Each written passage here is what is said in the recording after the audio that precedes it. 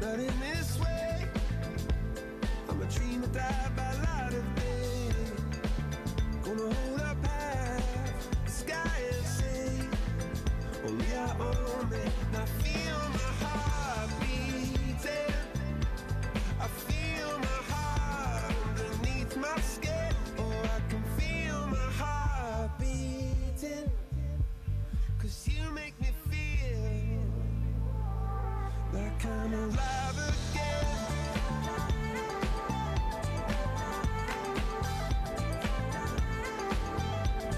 Alive again. Oh, you make me feel like I'm alive again.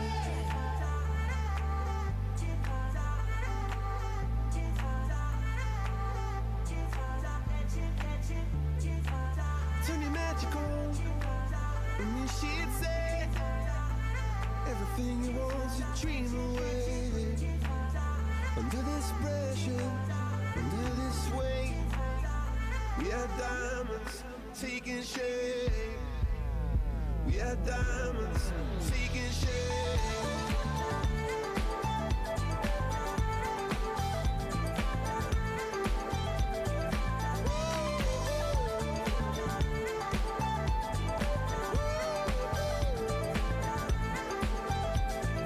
If we've only got this love, this adventure golden hour.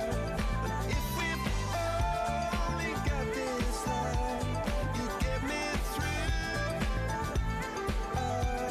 And if we've only got this love, and this adventure golden hour, wanna share it with you, with you.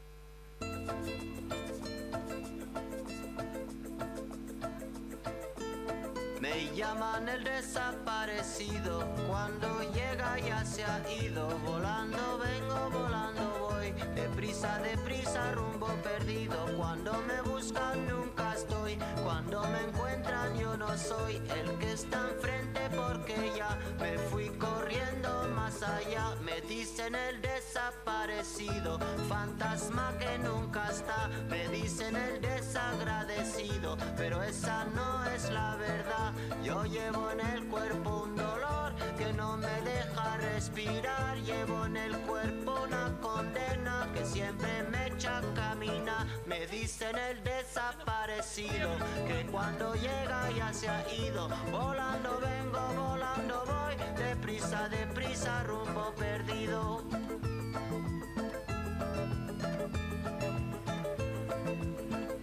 Ja, så blir det. So are we all ready to start? Varmt välkomna. Jag får be er att ta era platser. Please take your seats. Ready to start? Please take your seats. We have a very tight schedule, but we also have a reception afterwards. So if you have the feeling you are not fed enough or you need some more to drink, be patient. You will be rewarded afterwards. Så tacksam om ni kan ta era platser. Please take your seats.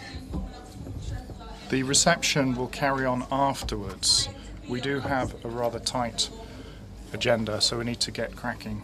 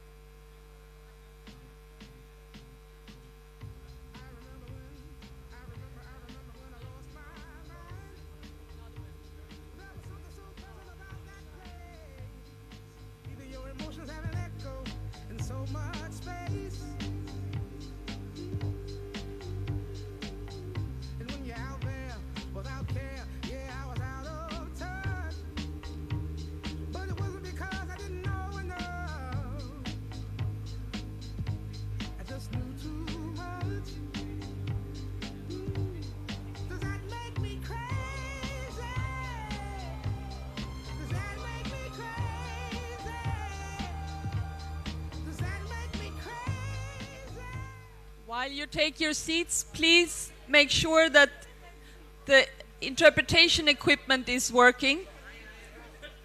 There will be interpretation to French, it's channel 1, to German, it's channel 2, to Swedish, channel 3, to Italian, channel 4, to English, channel 5. So there will be people speaking all these languages on stage. So please, those of you who speak Swedish and English, you still might need your headphones. Yes? Så även ni som pratar både svenska. So even if you speak both Swedish and English, maybe even German, there will also be Spanish spoken too. So make sure you've got your interpretation equipment on. Will be translation to Spanish and channel 6. Perfect. We will start with a short video. Vi kommer att börja med att titta på en liten We'll start with a video. video för den. Can we start? A few people waiting still. Go ahead.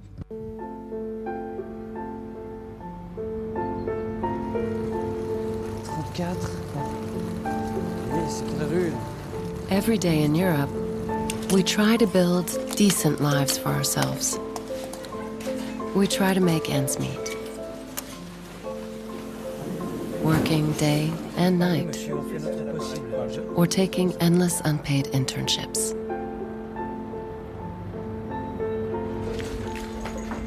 Sometimes, we're faced with difficult choices. Sometimes, we don't have a choice. Some of us had a job, but can't afford the weekly shop anymore. And we always need to be faster.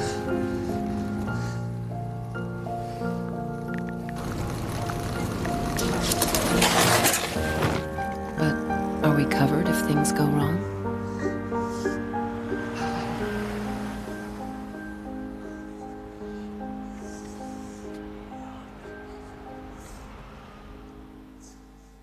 Could things be different?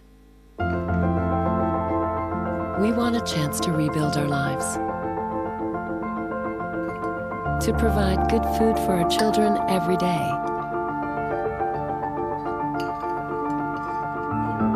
and to have parental leave when we need it. We want the right to stable working hours and fair pay. We should earn decent salaries, be paid for our skills, and should all be covered with basic health insurance. We want dignity, equality, and protection for all.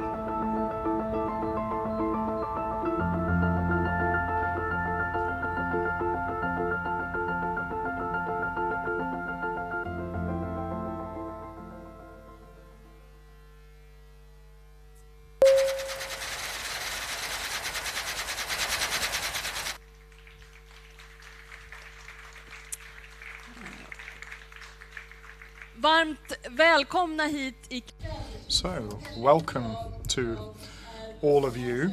My name is Lisa Pelling. Normally, I'm somebody who's an administrator for a think tank, but I'm going to be moderating your meeting this evening. The idea is that you who are here in the meeting and all following on Twitter and following the live transmission will be able to share your views, your criticism, your anger, your commitment. And there are all sorts of possibilities this evening, and there will be others to follow as well. Because this is one of a series of meetings.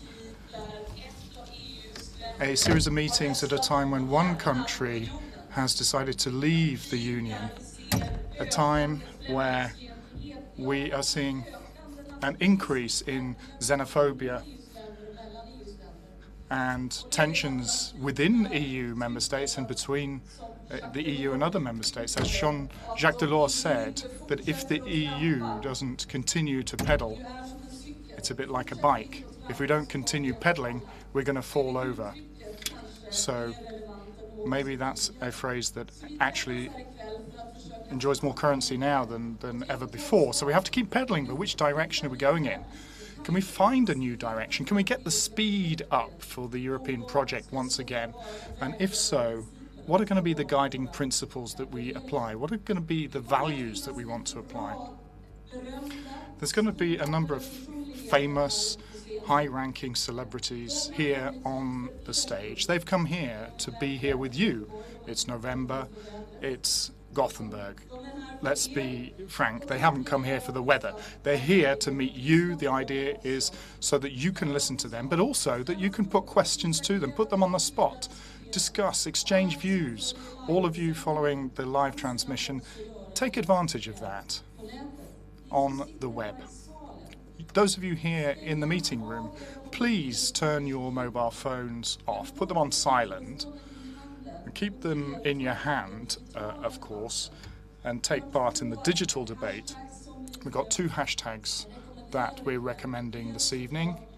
Of course, Europe Together being one, hashtag Europe Together,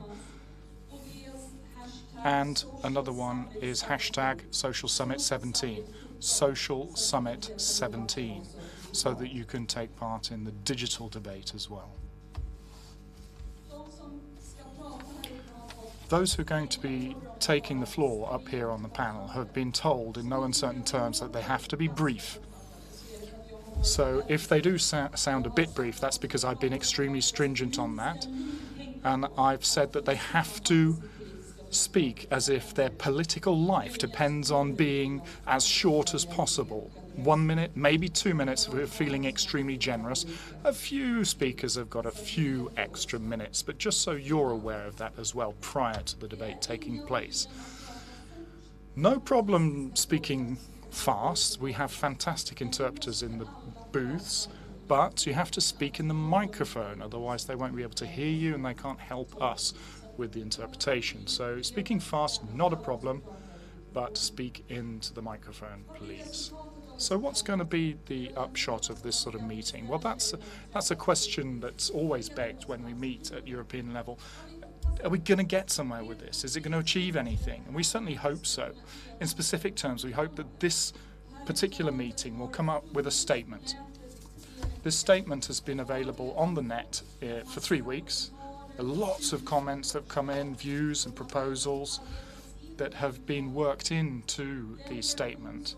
The version that we have produced following those comments and views that we've taken in from European citizens across the continent is in your folder. So feel free to pick that up, and you who are here and all of those following this live, have a look. Does this really correspond to what you would like to see in terms of a statement coming out from Gothenburg this evening?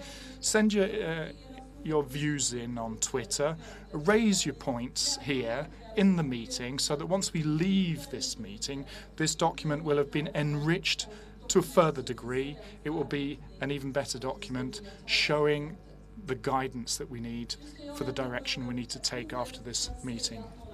I'm going to give the floor now to our host, first of all, the chairman of the S&D group in the European Parliament, Gianni Pittella. Welcome.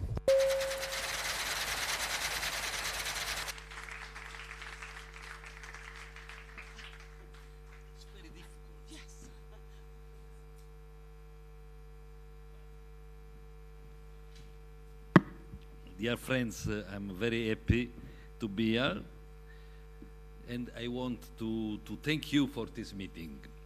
And I want to thank to Anne-Sophie Hermansson, the mayor of Gothenburg, this splendid city, although the weather. And I would like to thank the Swedish delegation and its head of the delegation, Marita, and all the colleagues here. E vorrei svolgere, passo all'italiano. I'm now going to switch to Italian, my mother tongue. I would like to briefly express a few reflections, starting off with one point. Over the last years, we've heard a lot of talk about the end of work. However, work remains a key pillar of our economy, of our society. In Europe today, there's more than 230 million men and women who work. So the wealth of our continent is the daily engagement of men and women workers and their creativity. A progressive force such as the European socialists has to have at its core that work is the very root of socialism. And this is even more true in times of major change, such as we have now. Work has changed and society has changed. In the space of a generation, the average European citizen has changed from having a job for life to having maybe 10 different jobs throughout their lives. 16 million people work and live in a country that's different to their country of origin. Our society is aging, and people are flocking ever more to cities. These changes present huge opportunities to us. However, they make our societies more vulnerable. Today, Europe is affected by major social fragmentation. We say it again and again. We said it in Brussels at our major Together event. There are huge tensions and fragmentation because globalization has created winners but also losers. It has eroded solidarity. Young people, children, women, people who are not sufficiently educated, and peripheral urban areas that are completely losing out. These are the losers of globalization. So we need a new social agenda for Europe that has to target these people. The Gothenburg summit has the great task of putting these people back at the center of the political agenda. The social pillar, for the first time, means that we will have a common basis to guarantee that everyone in Europe should be enjoying social protection rights. This is a major achievement, comrades, friends, and I'm also saying it to the people following us on the web. This achievement is thanks to the Socialists and Democrats in the European Parliament. Without us, we would not have had this achievement without the actions of our friends in the European Parliament. Now, of course, it isn't enough. A declaration is just that, however official or solemn it might be. However, it is the first step. And up until the last few months, or the last 2 years, there was a lot of talk about the banks. It was all about saving the banks and finance. No one talked about the social arena. We were the ones to make this a central subject on the political agenda. It's been our ministers, so I'd like to welcome the Swedish ministers and also Nicola Schmidt, our dear friend. I'd also like to greet the vice presidents of the group, our friends from the Committee of the Regions, the Economic and Social Committee, all of you. And I'd also like to thank Maria Joao for the hard work that she has put in the European Parliament when we adopted the report on the social pillar. I think we need to be proud of that result. And we need to ensure that this text, and I'm quite sure that Udo Bullmann, the Vice President on social issues, will agree with what I'm saying. We need to ensure that this text is transformed into the social protocol that we have been calling for again and again, and that should have the same value as the treaties. It should not just be a mere declaration, but it should be a text with legal value, just like the treaties. And on that basis, we will be able to achieve specific results with effects that are visible to all the citizens. President Juncker, who gave a very fine speech in the European Parliament about the State of the Union, has made a few promises which we're not going to forget. One of them was the creation of the European Labour Authority and setting up a single social security number that is valid across the board in Europe to guarantee transference and portability of rights. In fact, Agnes has been working very hard on the subject of the rights of cross-border workers, those working abroad, and on the principle of the same wage for the same work in the same area. These are very important matters. There's no joking when it comes to worker rights. And as I close my remarks, I would like to express some words for children. Yes, children, because our lives are formed in the early years. Inequality starts out at infancy. Today, a child born to a couple with a low level of education has a very high likelihood of having a worse standard of living than a child born at the same time from a highly educated couple. That's why we want to have the child guarantee, to guarantee that every child can have a hot meal, have a roof over their heads, have free state schooling.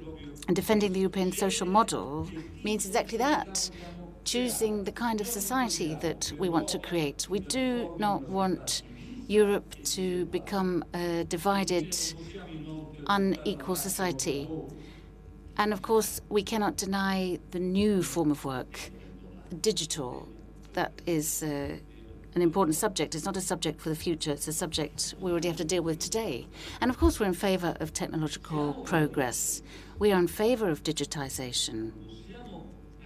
However, we cannot accept that there be no protection for workers who are losing their jobs because of digitization and technological progress. Now, we're not conservatives.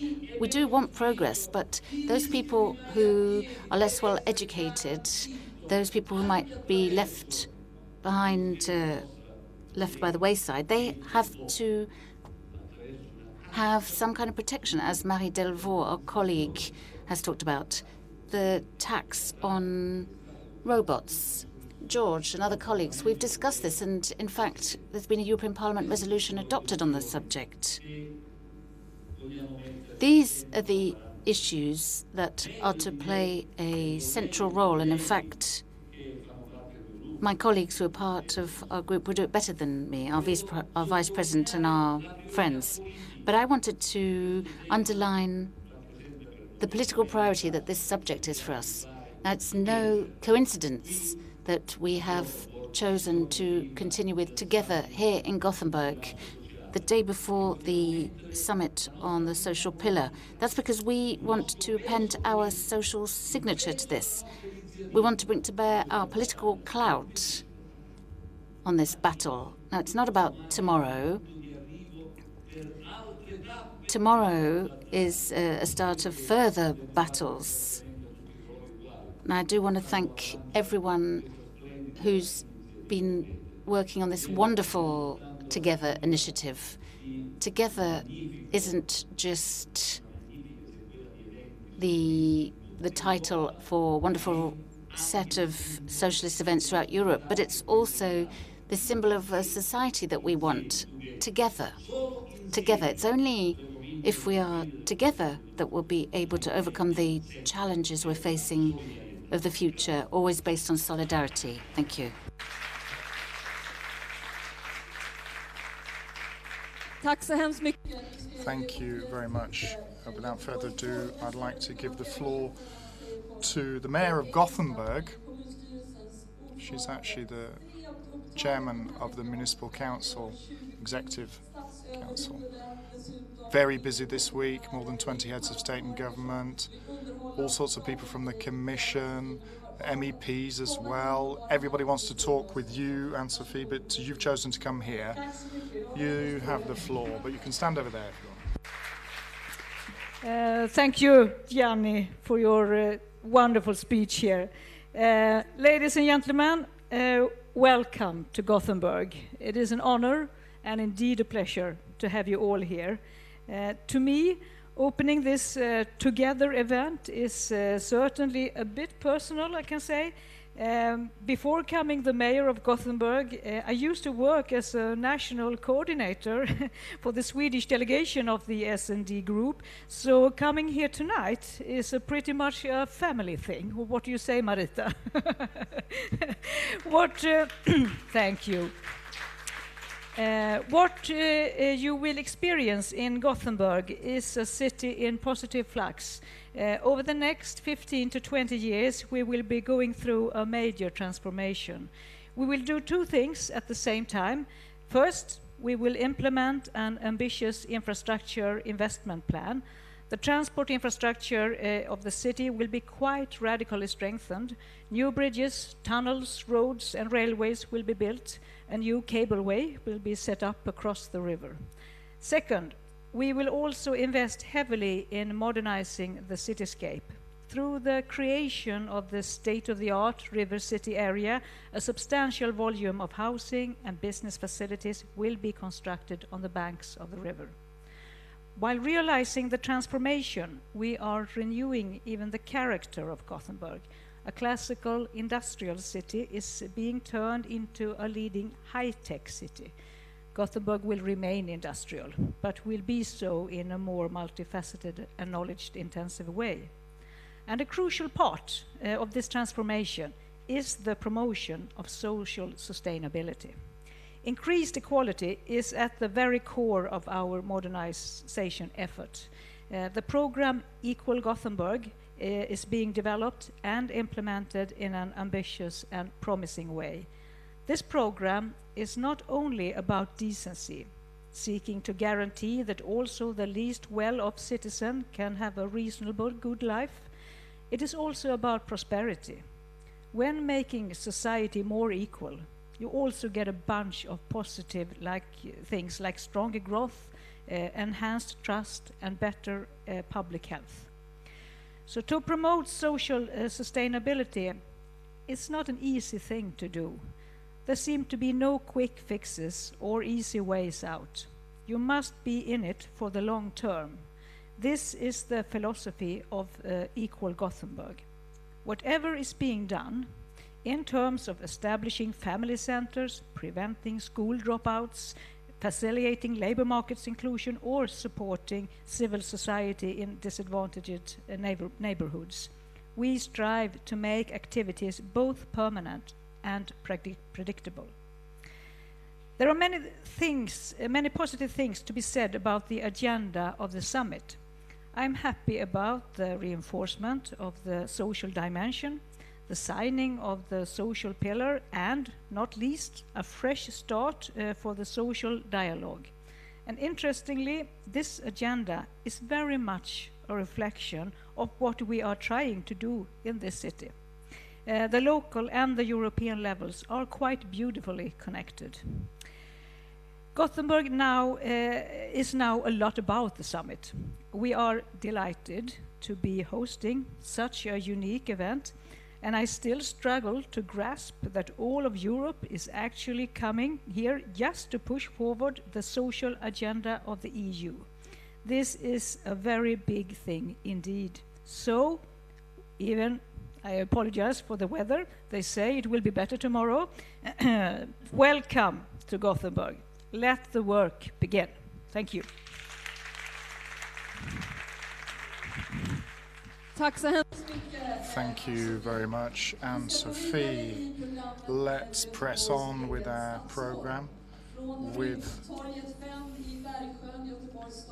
our own Annika Strandhäll, councillor from Gothenburg but Minister for Health and Social Affairs in the Swedish government.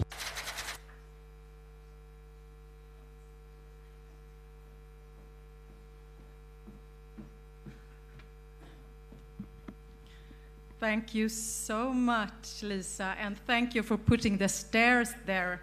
I think I would have struggled with the chair, so I'm very happy about that. Well, ladies and gentlemen, dear friends, I would like to welcome you so much to my wonderful hometown of Gothenburg. And as the former speaker said, I'm sorry about the weather. I'll hope it be better tomorrow. Unfortunately, in Gothenburg, normally it rains not that way, but that way, you know, because the wind blows as well. But it's a lovely city, so very welcome. Tomorrow, my wonderful Prime Minister, Stefan Löfven, and the President of the European Commission will be welcoming the European heads of state and government, together with the leaders for the social partners, the civil society, to the social summits on fair jobs and growth. That this meeting is taking place is a big success for everyone who wants to put fair working conditions and inclusive growth higher up on the political agenda. So I'm so happy. You know that Europe is the second smallest continent in the world, and it's far from the most populous. But in many ways, we are so rich. We have a European culture with world-famous composers, musicians, authors, and artists. And we have a high standard of living. And actually, as you know, we are also the second largest market in the world. But the world is rapidly changing. The United States are leaving the climate agreement. The development on the Korean peninsula is worrying, to say the least. More people are displaced today than any time since the Second World War. Equality and good fundamentals for everyone is not just morally right, it is also economically smart. There is a growing body of evidence that widespread inequality is bad for growth in advanced, emerging, and developing economics alike. Europe needs more and better jobs. Decent work and fair working conditions are crucial for Europe's economic growth and productivity. You know that the open single market and the freedom of movement have been a driving force for economic growth and development. But it must be complemented by a strengthening of citizens' rights. We cannot have a union that exists for the market. The union has to exist for its citizens. To create inclusive and sustainable growth, build trust in our institutions, and support for international cooperation, we must ensure more equitable outcomes, where opportunities and prosperities are shared by all men and women in Europe. And at the same time, we are battling our own challenges in Europe, aren't we? In some European countries, the current development is in violation of our basic values. The aftermath of the financial crisis is yet to be felt. And in recent years, we have seen a growing mistrust in the ability of politicians to solve these challenges. We struggle with populism, we struggle with xenophobia, and at the same time, one member state has chosen to leave the Union. We who share the political responsibility for Europe and its future must shape up and increase our efforts to deliver better answers to the challenges that we are facing in Europe today. The conditions of the European labor market must be fair and decent. People moving to other countries for work is something good, but must not lead to companies competing on lower wages, poor working conditions, or lapses in safety at the workplace. To protect the working conditions of men and women, ensure market competition based on efficiency, innovation, and to protect the legitimacy of the free movement, cross-border work must be combined with the fundamental principle of equal pay for equal work at the same workplace, and conducted in the line with good working conditions and good working environment.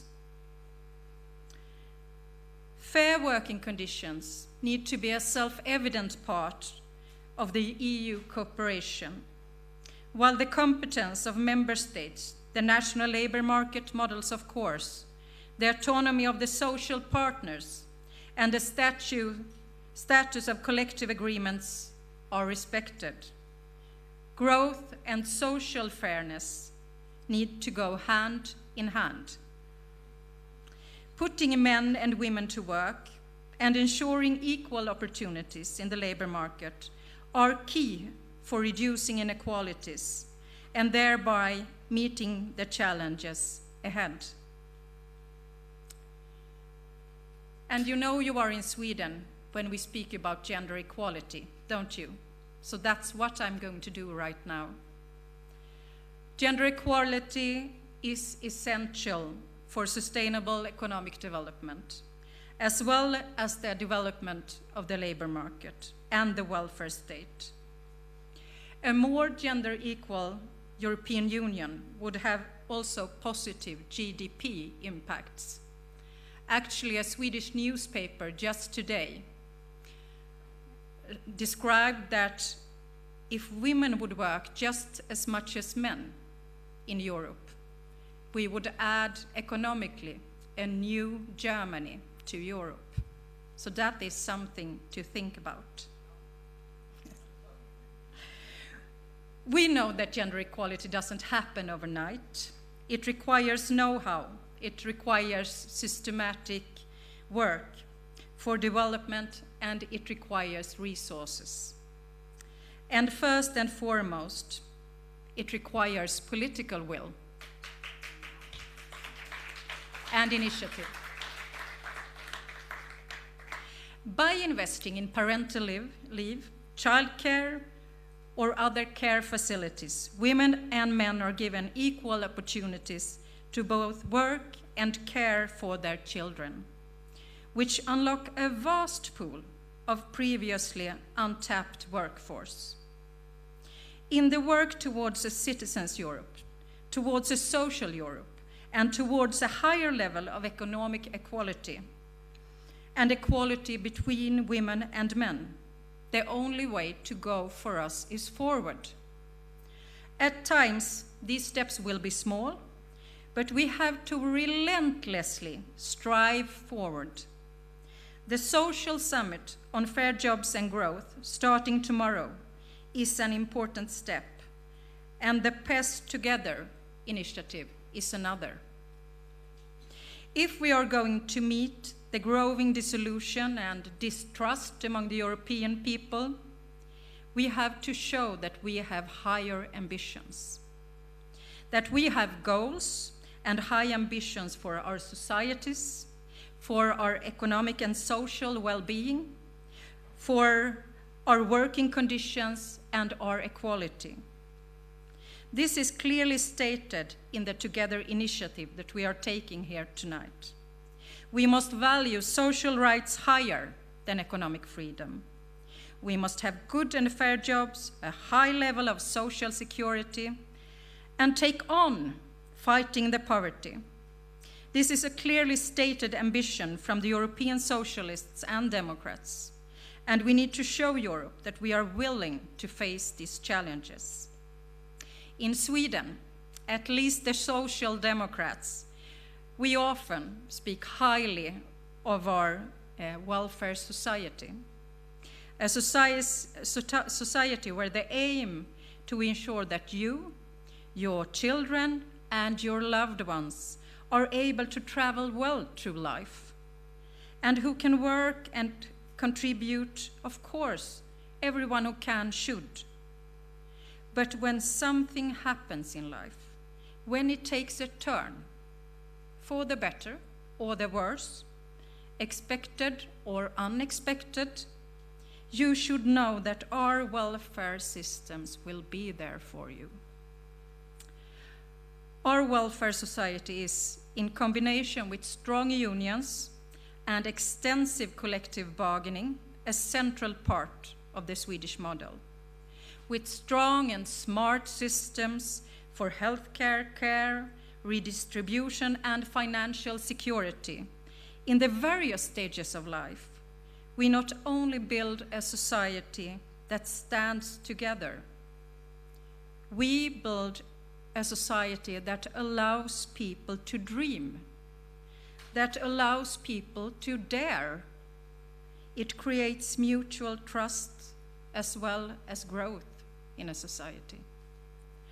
Our task at hand is to take further steps towards the social Europe and to, in a sense, continue the work for a European model.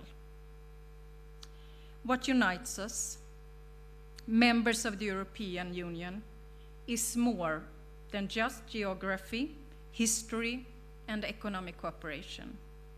Fundamentally, really, it's our common values and our way of life: freedom, democracy, equality, the rule of law, and the respect for human rights.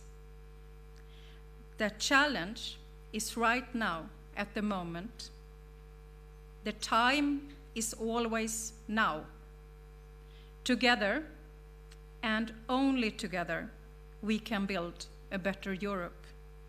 And it is our shared responsibility. Thank you so much. Tack så hemskt mycket, Annika.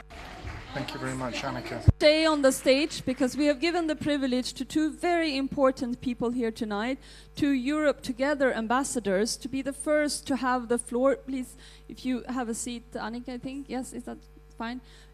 Please come on stage. Kimia from Stockholm and Felipe from Portugal. Please come here. So the Europe Together ambassadors have been chosen on the basis of having contributed to the debate. So this is something that we'd like to inspire more people to do. They have been contributing with creative comments, with important insights, with important perspectives to the debate. And we have invited them here tonight to be the first two to ask questions to Annika.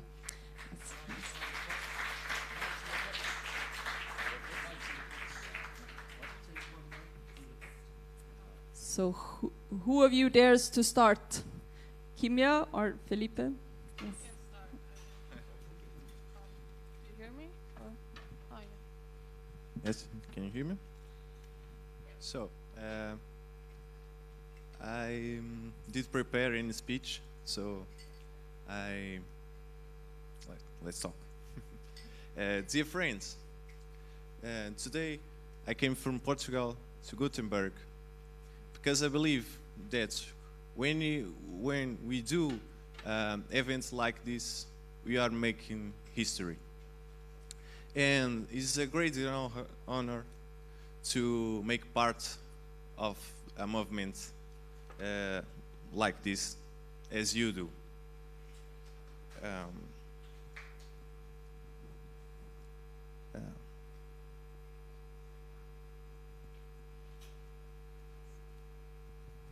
Today, Europe faces many challenges, like populism or a neoliberal agenda and the crisis of refugees. And only working together, we can make people see that when they vote, give the confidence vote, the vote of confidence on socialists, they are truly giving power, more power to themselves.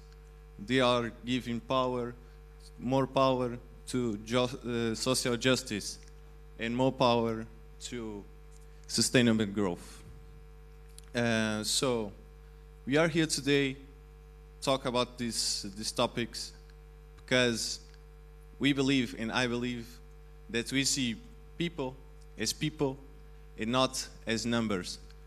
And that's let's make history. Thank you very much. Thank you so much, Felipe. Felipe studies law, but also works as a software engineer and to support his studies, and is involved with the Young Socialists of Portugal. Timjan, please, you're involved with the Young Social Democrats in Stockholm, a passion for social justice. I would say that. A passion for people, I would say. I'm very critical as a person because I see through politicians, as most people do, in today's society. And it's funny how we're standing here and talking about how good Sweden is when we're forgetting the facts that we are big, like massive weapon seller in Sweden. A lot of our system is built on blood money and is continue to do that. And politicians are really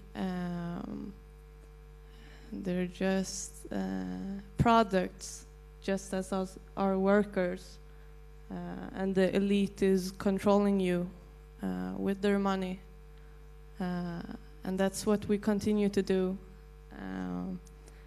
We don't value our lives. We don't. We have let money control us in a way it's terrifying, and that's what we continue to do because we have been talking for a long time. It isn't that people are more aware now, maybe a little bit, but it's like we've always had the same problems, but we're not solving issues because we see the issue in the wrong way, really. We're aiming directly at these areas where we have issues, and we don't understand that there are people in the top. They are the biggest problem. It isn't everyday people. We are just, how do you say it? We're just victims of this society, really. And I don't think that we should be so proud of ourselves. In a way, of course, we should. It's a wonderful world. But we should criticize ourselves more often. That's what I'm trying to say. What's your message to Kimia? Annika, can you inspire her with some optimism? You said before that the citizens should not exist for the market, but the market should be there for the citizens. Is that something along the message, Annika? Or you were not ready? You mean that I should? I was asking Annika if do you have in something to say to Kimia to inspire her to? Yeah, I really hope so, because actually I think like this. I'm born here in Gothenburg. I'm born in Bergsjön. It's a deprived area. I grew up with my mother that was alone with 3 children under quite difficult circumstances. It was a tough upbringing for me as well. And what I see today that I think is really challenging, that I went through school and when I grew up, I met a society where I had the feeling of being left out, you know, and not being included, the feeling of growing up in a segregated part of Gothenburg. And actually now when I look at my family and look at their children growing up where I grew up, I can see that things have worsened. I'm going to give you some hope, hopefully soon. But actually when we speak about Sweden, one of our challenges is also that we see that the gaps between people have increased, and our schools in Sweden today are one of the most liberalized schools in the world. And actually what was one of the strengths when I grew up was actually that we had a school in Sweden that was quite equal. So if I was lacking in some parts, I didn't lack when it came to knowledge, and this gave me a strength and a basis to work from. But today when I see the children that are going to the same school that I did, I can see that they will have a hard journey. And actually what really worries me, and where I think it's so important being a politician today and trying to give people hope that things can change and things must change, and that the politicians and the people in the countries must have the ideas to perform the change. In Sweden we have elections next year, and like all the countries around Europe and globally, right now we have the problems, like you said, we have the problem with populism, we have problem with xenophobia, and we see that people actually that really don't need to are losing hope because they are losing the trust in the politician. And that was also the message that I was trying to convey here, that we have to take a step forward. And I think that if we don't want an outcome in the election in Sweden next year that we have seen in other countries, where the populism and the xenophobia gains new ground, I think that the most important things that we can do as politicians is that people, when they are going to vote next year, they will cast their vote because they believe in change, and that they believe the change is possible, and that we are working together to create this change. If people are going to cast their vote next year because they are afraid, because they are scared, because they think that our society is going to hell, then we won't win that election. And I think that is something that is quite common for a lot of our parties around Europe. And of course we should we should all the time work and be with the criticism and look at ourselves and try to be better, but we must also be able to give people hope. I think it's so important. Yeah. Thank you, Annika. Kimia, do you want to respond? Yeah. I totally agree. I am a very optimistic person. It sounds like I'm not, but of course I'm here to criticize. Otherwise, why should we be here? Right? Kimia asked me before if someone got offended if she was critical. I said, we'd be pointless of you to be on stage if it was not to bring in some criticism and some other views and other perspectives. Yeah, but at the same time, we are acting like we have big enemies because we have a lot of power, right? You know, it's like politicians doesn't even have that much power. Because we know who our real enemies are. I think everybody in this room, they know who controls us. So, yeah, in a way we're like spinning around the same problems because we don't have really we don't have that much. We have power, of course, but there's people at the top controlling us too. And that's what I think is sad, but I really believe in a better world. Thanks a lot. We also had Felipe saying that we have a Europe that is dominated by populism, but you also said a Europe that has been dominated by a neoliberal agenda. Do you think, Annika, that this social summit with the introduction of the social pillar can maybe challenge this neoliberal domination, maybe challenge who would decide on Europe? Well, I have to be optimist, don't I? And I have a background also as a unionist since almost 20 years back, and before I became a minister, I was a union president in Sweden. And I know the hard work that we put in for a very long time for a social protocol in Europe. So being present here tomorrow, when we take a step that definitely is in the right direction, and now we are going to sign this agreement here in Gothenburg. Of course I need to be optimistic, because I think also that not only the countries of Europe are speaking about the importance of a social perspective,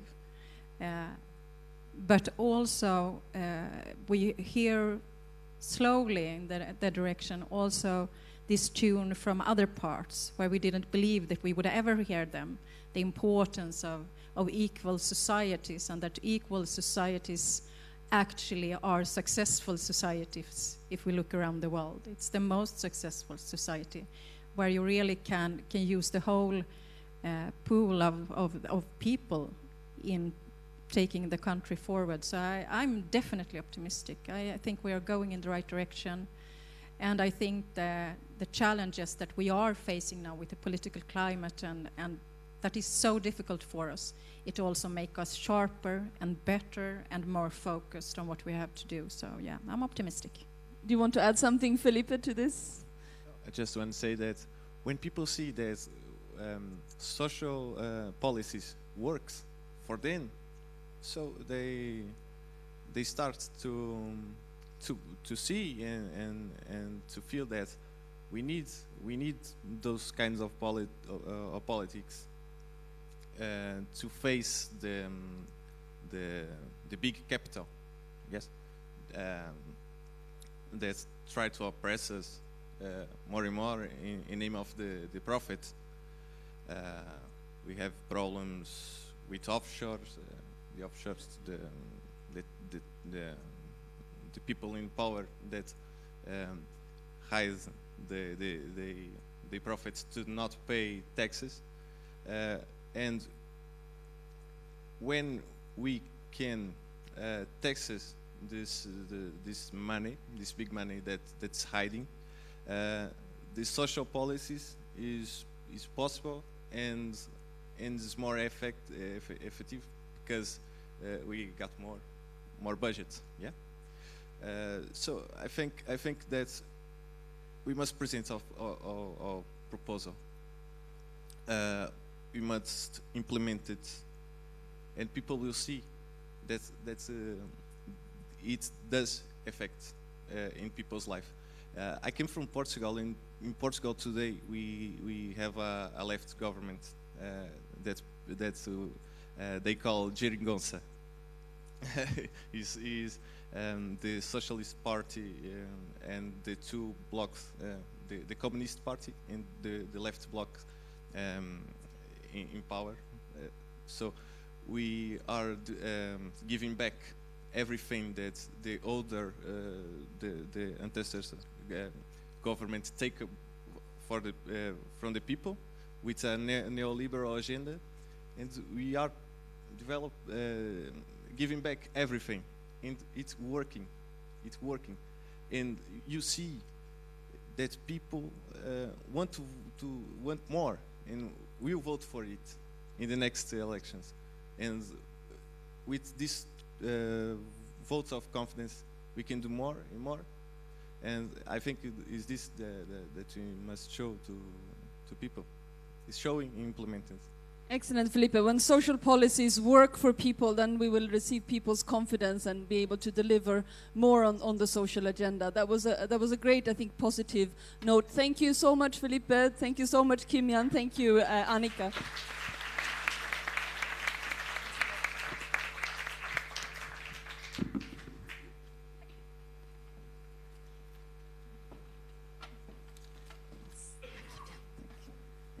So we will move on into the program. Now Marita Ulskog will join me here up on stage with a big number of people. While you all take the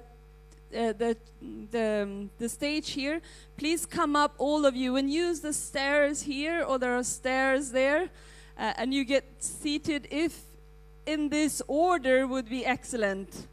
Yes, so we start with Agnes over there, Carmen, Georgie, Stavros, Brando, Marina, Evelyn, and Karin over here.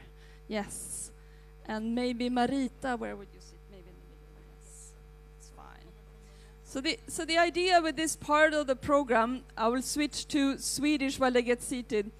The idea with this part of the program is to have a dialogue on some of the most pressing issues that will be addressed during the social summit tomorrow.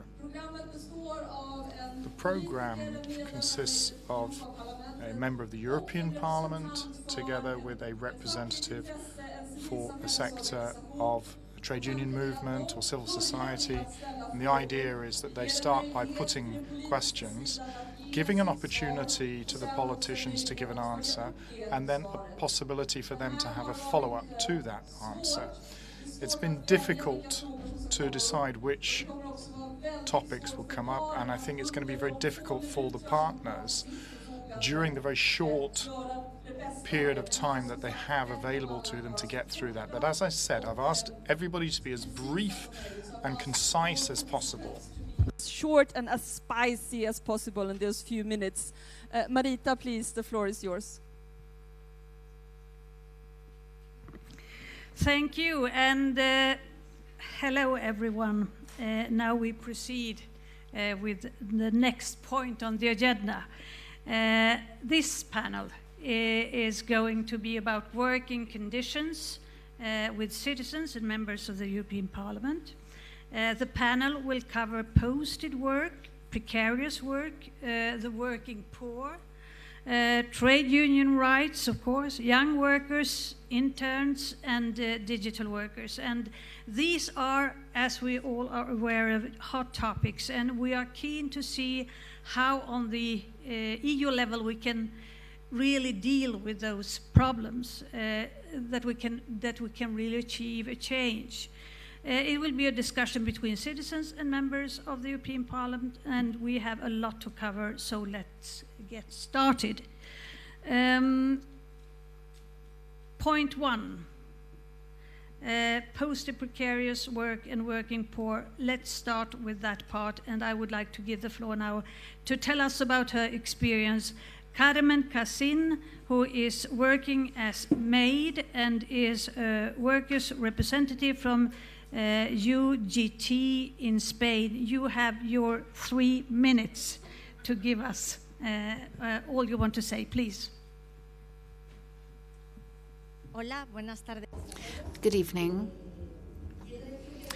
Good evening, everyone. Now, I come from a highly feminized sector, and we have huge problems in terms of the workload. I clean rooms in hotels. I'm the cleaning staff. Now, in Spain, it's a very broad sector. However, there's a lot of precarious working conditions. It's physically demanding, and the working hours are very long. We also don't have such a thing as vocational illness. Also, the timing, the shifts. We work 365 days a year, so it's very difficult to reconcile family and work life. Furthermore, I'm a single mother, for example. There are many women in a similar situation. In fact, some are having to maintain their family single-handedly because the other half is unemployed, and it's impossible to get to the end of the month with the 1,000 euros that we earn for the very difficult job we do. So what I would like to know, all of the issues we're dealing with here in the social pillar, that we're going to change the pay gap, social divisions. How is this going to play out in our day-to-day lives in such an important sector as tourism, which furthermore is a sector with many women working in it? Thank you, Carmen. I think indeed that's the question where we should talk about. How does the social pillar pay out in all day life for ordinary men and women working in Europe, or in the case of youth unemployment trying to find a job, or in case of elderly people trying to survive from pensions which are not sufficient, and like perhaps a little bit of a strange way of formulating it, but I said earlier today, I myself am born and raised in a very neat Roman Catholic family in the Netherlands, perhaps a little bit different than Roman Catholicism in Spain, but we know the importance of symbols. Symbols are important, and I think what's happening here in Gothenburg, what's happening with the social pillar, is that Europe now presents once again a dream, the optimism for a better work for ordinary men and women in Europe. Does it pay your bills at the 18th of November? No, it doesn't. But do we, as progressive family, as trade unionists and social democrats, I'm a trade unionist myself, it gives us new fuel for a fight much needed, because you are talking about your experience in Spain. The sad thing is to realize that I think all over Europe, young elderly women working in the tourist sector are being the ones being as low paid in all countries. So also in the Netherlands, although the average wage is higher, the hotel cleaning business is a sector with low wages. But I think from Gothenburg we should take up the dream that in other Europe is possible, that it's not coming for free, we have to fight for it. But as a trade unionist, you know how to fight, and we just have to fight together. That would be my answer. Yes, you can answer, react on that. Sí, bueno. Well, that all seems very good, what you're saying. And yes, I am a fighter. Thanks to the support of the UGT, major trade union, I've been able to get to this level of being able to represent many female workers in Spain. And I think this is the tip of the iceberg, actually, with respect to what's happening throughout Europe. And I do really hope that the rain in this beautiful city doesn't make the social pillar just completely washed out. Can I just present you, Agnes, so that people know who you are? She is member of the parliament, of course. She is in the employment committee, and she is most important for this audience. She is one of the rapporteurs for the Posting of Workers Directive, and we have started those negotiations actually this week. So, Agnes, 2 minutes, and that and is... I just indeed to I know the trade union is important for you, but I also know how many how little real resources there are for your trade union activities. So I would say from this panel, from her story, we should take for our further agenda. Let's strengthen social bargaining. Let's strengthen collective action. Let's strengthen trade union movement. because this morning we visited the Volvo factory where more than 90% of the workers are in the union. In a sector as the hotel cleaning business, we don't have these high numbers, but I think it would really help if we could strengthen collective bargaining and put this topic high on our agenda. Thank you very much, both of you. This is a mini battle, really, so we are fighting the timetable. We go to part 2 to actually also once again trade union rights that Agnes were talking about. First, I'd like to give the floor to Mr. Stavros Milionis, who is president of EETE OTE, trade unionist from Greece, who will tell us about the specific situation in Greece for trade unionists and how it works. And please, if you can take the floor here. Thank you very much. Thank you very much for the invitation. And we have the opportunity to present to you here what happened in Greece after 9 years of crisis. My little daughter is 9 years old. She's going at the 3rd class of school, and she lives all these years in crisis. You know, from the beginning of the crisis, one of the core demands of Troika, and when we say Troika, you know, I think that you know what we mean, Commission, European Bank, and IMF. The institution is the new name now. From the beginning, the Troika has the demand to restructuring the Greek collective bargaining system.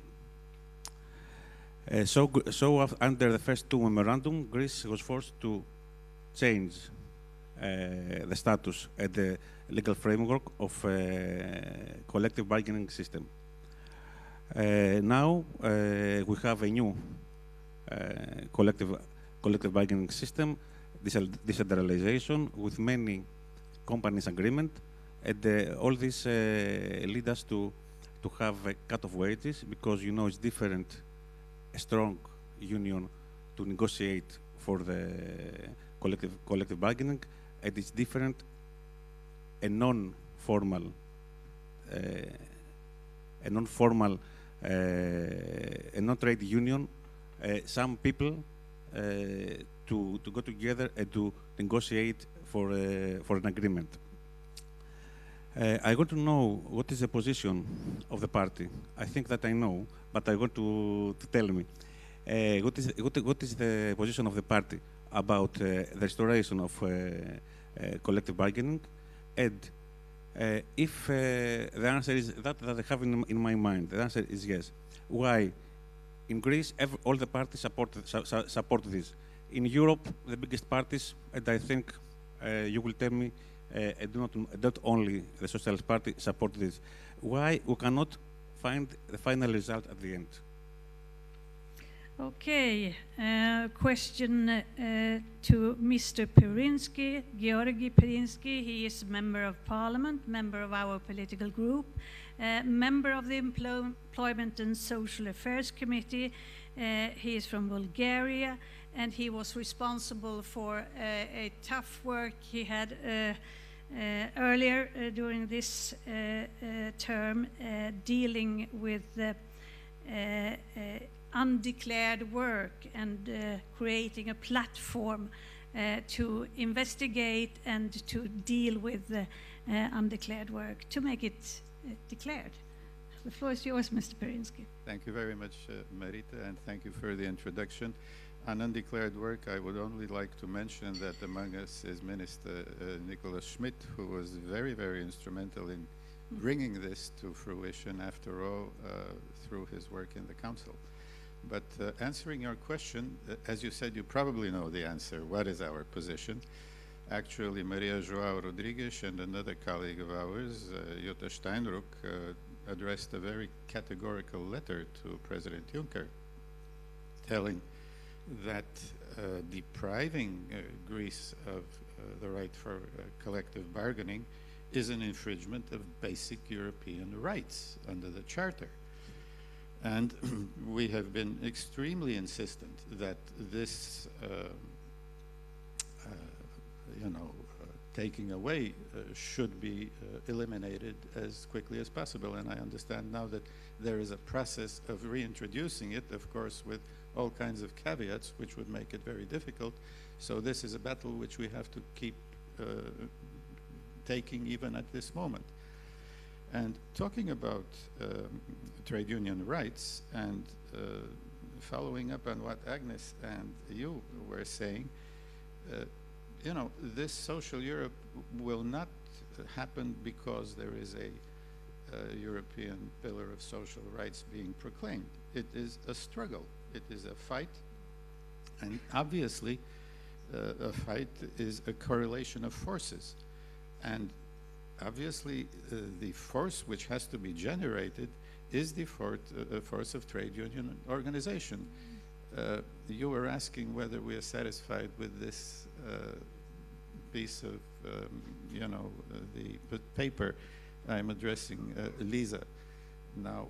And there is a very important third bullet here, that a social union will emerge only with the existence of strong trade unions, etc., etc. Now, I can tell you that, and this young lady that was so skeptical here at the beginning, the only answer to her about the power of those above us, above the politicians, is people power.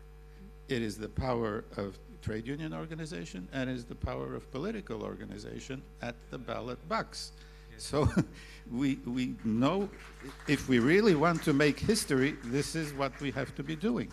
Because, and permit me just another sentence, the Together format, we had in Brussels a discussion, and a professor from Oxford told us that it will not be getting better, it will be getting worse, because of the way that the global market works. It polarizes, it pulls us apart. The minister was saying what she experienced as a child and what is here in Gothenburg now. How do you overcome that? Only by political power, which can regulate the market and which can change the trend. Yesterday, in the evening, we discussed in the European Parliament a report by a colleague of ours, Javier Lopez, on inequalities. Today, we voted, and on several key texts, we lost from 3 to maybe 10, 20 votes, because the EPP does not want social minimum guarantees, does not want the ILO conventions to be applied, does not want to give the money necessary for the child guarantee. And if we want to really change the situation of yourself, of all us, there are the elections in Sweden, in all our countries, and in 2019 in European Parliament. Last words. There is a very important first bullet here on the social protocol as part of the treaty.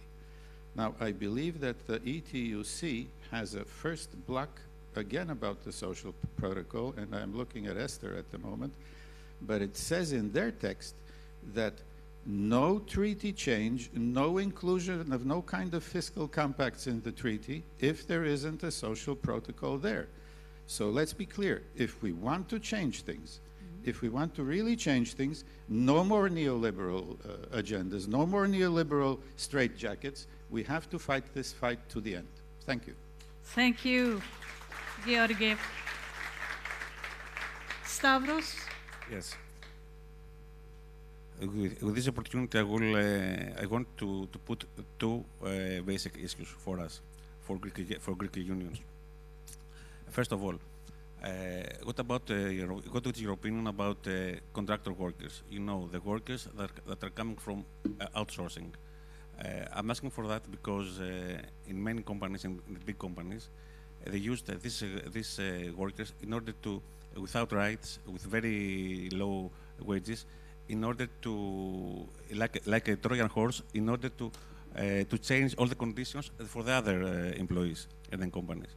So we need a regulation status, a law about the contractor workers, because there is a law, but there are many tricks. They use many tricks. For example, they had the employee for 18 months, like is the legal, and after 18 months with another company, but in the same office, in the same position, for the same job. After 4 years, they're coming, the company, to the employees, to us, and they say that we have to integrate all these people, and it's right. We have to give them benefits, but you have to cut your benefits in order to go somewhere in the middle. What is the position of the party for that issue, one? And the second, I don't know if you are informed, but everybody said that Troika's policy about collective bargaining and all this for the employees' issues are failed, but now, in 2017, Troika is coming again and asking from the Greek government, asking from the Greek people to change the law for strikes. Everywhere in Europe, if a union wants to call on strike, the board of the union have to decide about that. Now, thank you.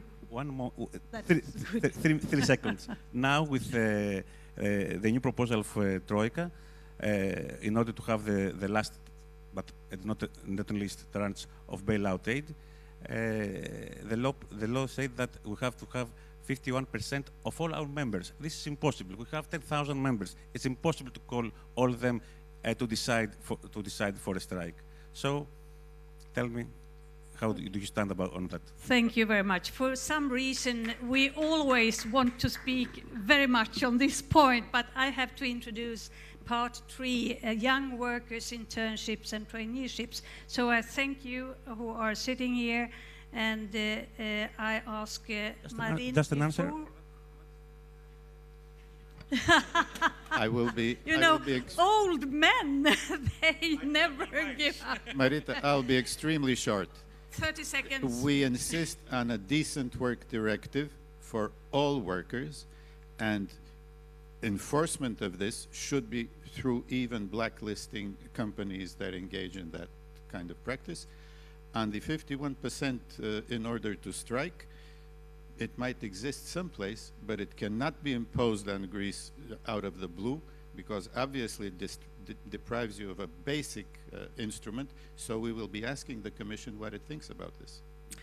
Thank you, Georgi. Now it's time for Marine Dufour and Brando Benifai.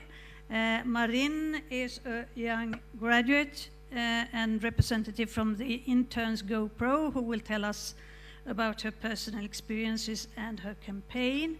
That will be a short intervention, and that will also be a short intervention from Brando Benifai, who is a member of the Socialists and Democrats in the Parliament, and also, of course, in the Employment Committee, the most important one, I'd say, from Italy, who himself is one of our youngest members, I might add. So please, we will listen to you, Marine. The floor is yours.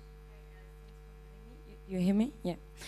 That was funny because Mr. Pitella said we will know maybe 10 jobs in our lives. That's true, because I know people who are 30 years old and who has already known 10 jobs, 12 jobs as interns, so true.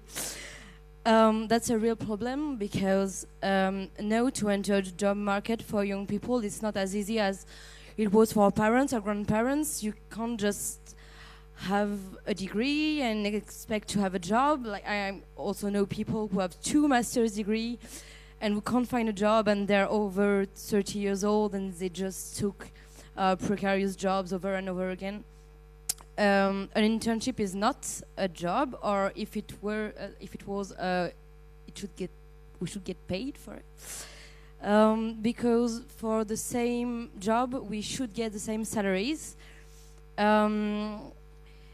It's the conditions for interns, for trainees, for young workers in Europe are really not what they should be.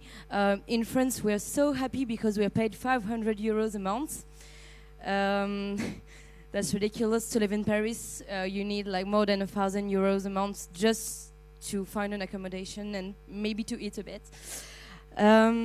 So when I see that in Belgium you can't even get paid because it's illegal, and that's unbelievable, because now you need 5-6 internships to get a first real job. There is an emergency here because there are some young people who can't even support themselves. And we just displace real employees with interns. So I just quickly, I know I take a lot of time. I launched a petition on change.org this year, and I raised 50,000 signatures in like 1 month. Because we want the government in France, but we want like Europe to realize that companies have the capabilities to pay more, and they should do it because we need to create real jobs for youth in Europe. So my question is, what do you do for young people? There is a problem, but there seems that there's no answer yet, or not real amelioration. Brando, Benify, the floor is yours. Yes, thank you very much. Well, a few days ago, I was with Interns Go Pro in a meeting in Brussels for the Interns Day, because it was just a few days ago, the day, a global movement to make internships paid. Remuneration for internships and quality for the internships is one big battle we started. And I have to say, now in a different hat, as they say in the jargon, as co-chair of the Youth Intergroup in the European Parliament, I have to say that my political group, I work with all the political groups for the Youth Intergroup, my political group has been the one most supporting the big campaign that we are doing inside the European institutions with many also allies like Interns Go Pro and many NGOs all over Europe to stop the unpaid internships in the European institutions. Because now, inside the parliament you can have them. The European Commission says they don't have them, but they do, because they use these so-called atypical traineeships to do the unpaid internships. And then you also add them in the External Action Service. And we work together with our High Representative and with the ombudsman at European level to stop it. And in the international delegations, we stop them. And we can eradicate them, because we cannot proclaim the pillar of social rights and then have inside the European institutions unpaid internships. This cannot be accepted. It's in the recommendations of the pillar. At least us, we have to respect it and give the good example. And so we have been campaigning on that very strongly.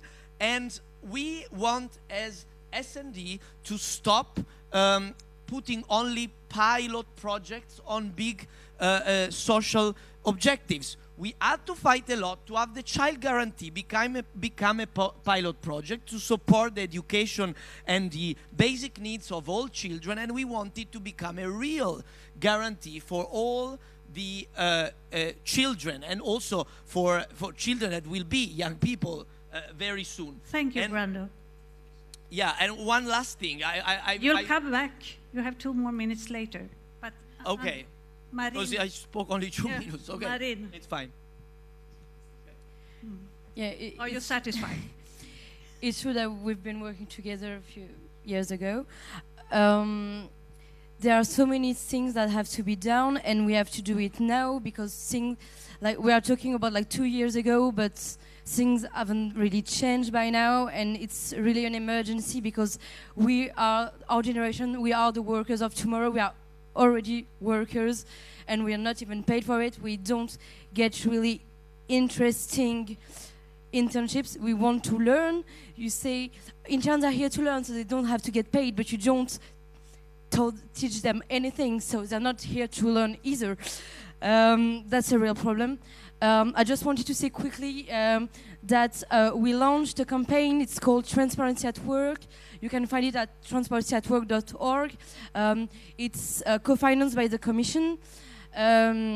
And we want to create a real transparent job market and allow all young people, interns, trainees, young workers to go and rate their employers so that they become transparent. And please go rate, because it really do a big difference. Brando. Yeah, I will take only 2 minutes.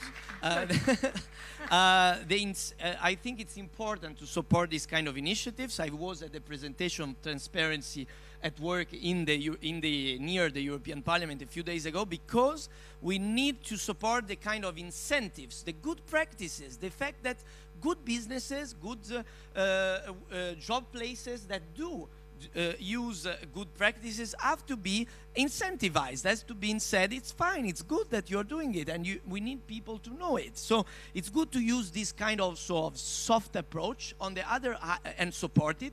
On the other side, we need also the laws to protect the workers. And in fact, the quality framework for internships, that it's already a council recommendation, it's been applied by many member states, it's been transformed in laws, but now with the approval tomorrow of the European Pillar of Social Rights, we need to change the approach, because one topic which is crucial for internships have not been put inside the quality framework for internships. It's the issue of remuneration.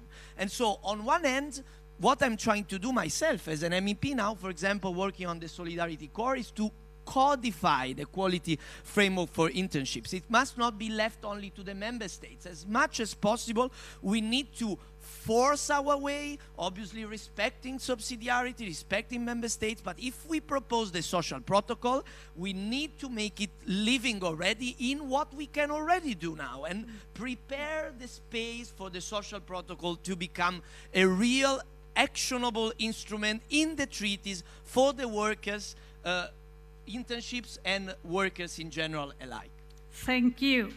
That means that we can proceed to our fourth interesting question, and that is on digital workers. I want to introduce Karin Kner, a crowd worker from Germany, who will explain about her personal experience and the problems of digital workers and worker protection, and that is really one of the headlines for us at this stage, also in the European Parliament. The floor is yours.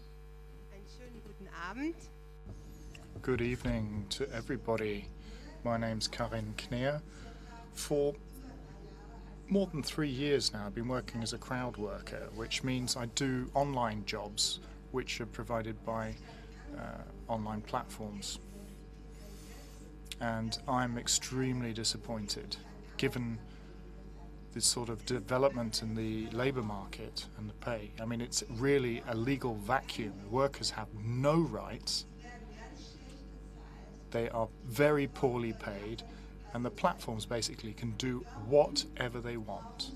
So why, for example, do platforms don't need to make public how many people they actually employ, what their turnover is and what their profit margins are?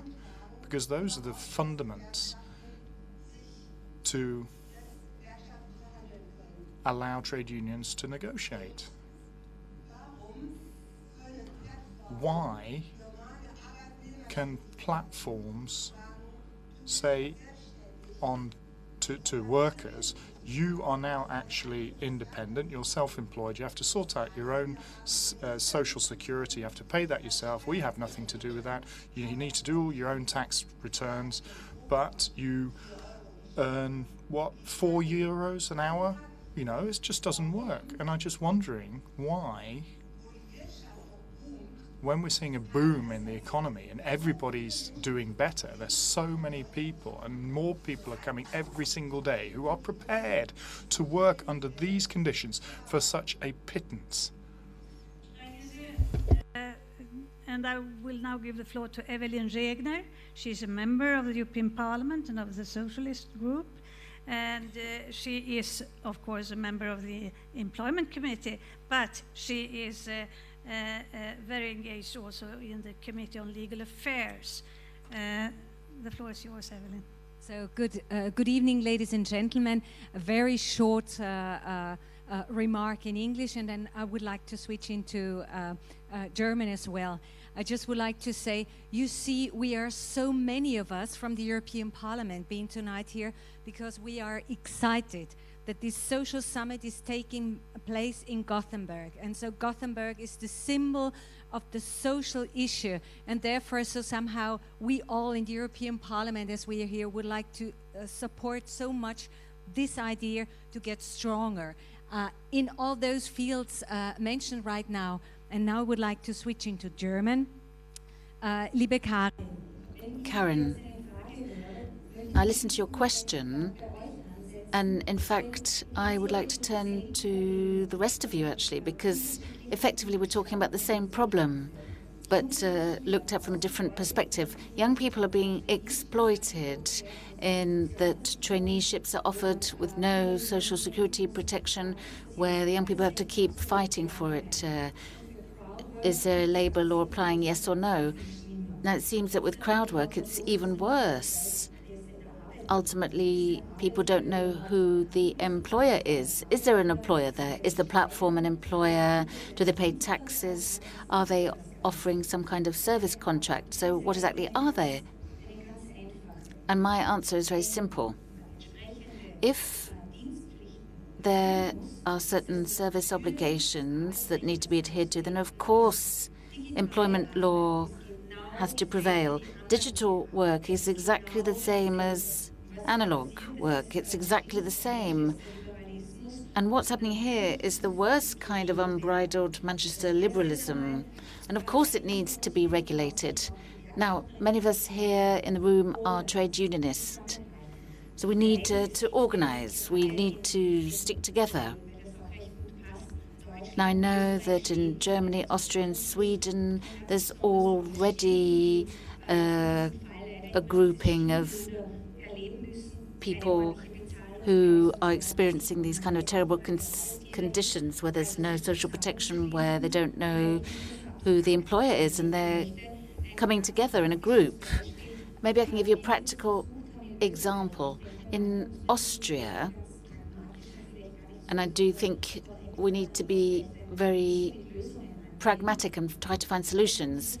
So in Austria, we've got all sorts of examples of where exactly this is happening, where, for example, you're not being paid properly and you have no social security protection. And in fact, some of the crowd workers have actually got together and have said, well, you're employing me, I'm employing you.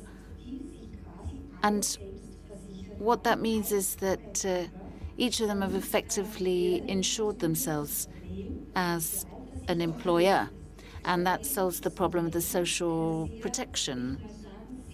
This is a model of a very unconventional cooperative. Now, of course, that can't be the model for the whole of Europe. We do need a European-wide model, just like we have for internships. But this is at least an approach of people coming together to try to make sure there is some kind of social protection. From you,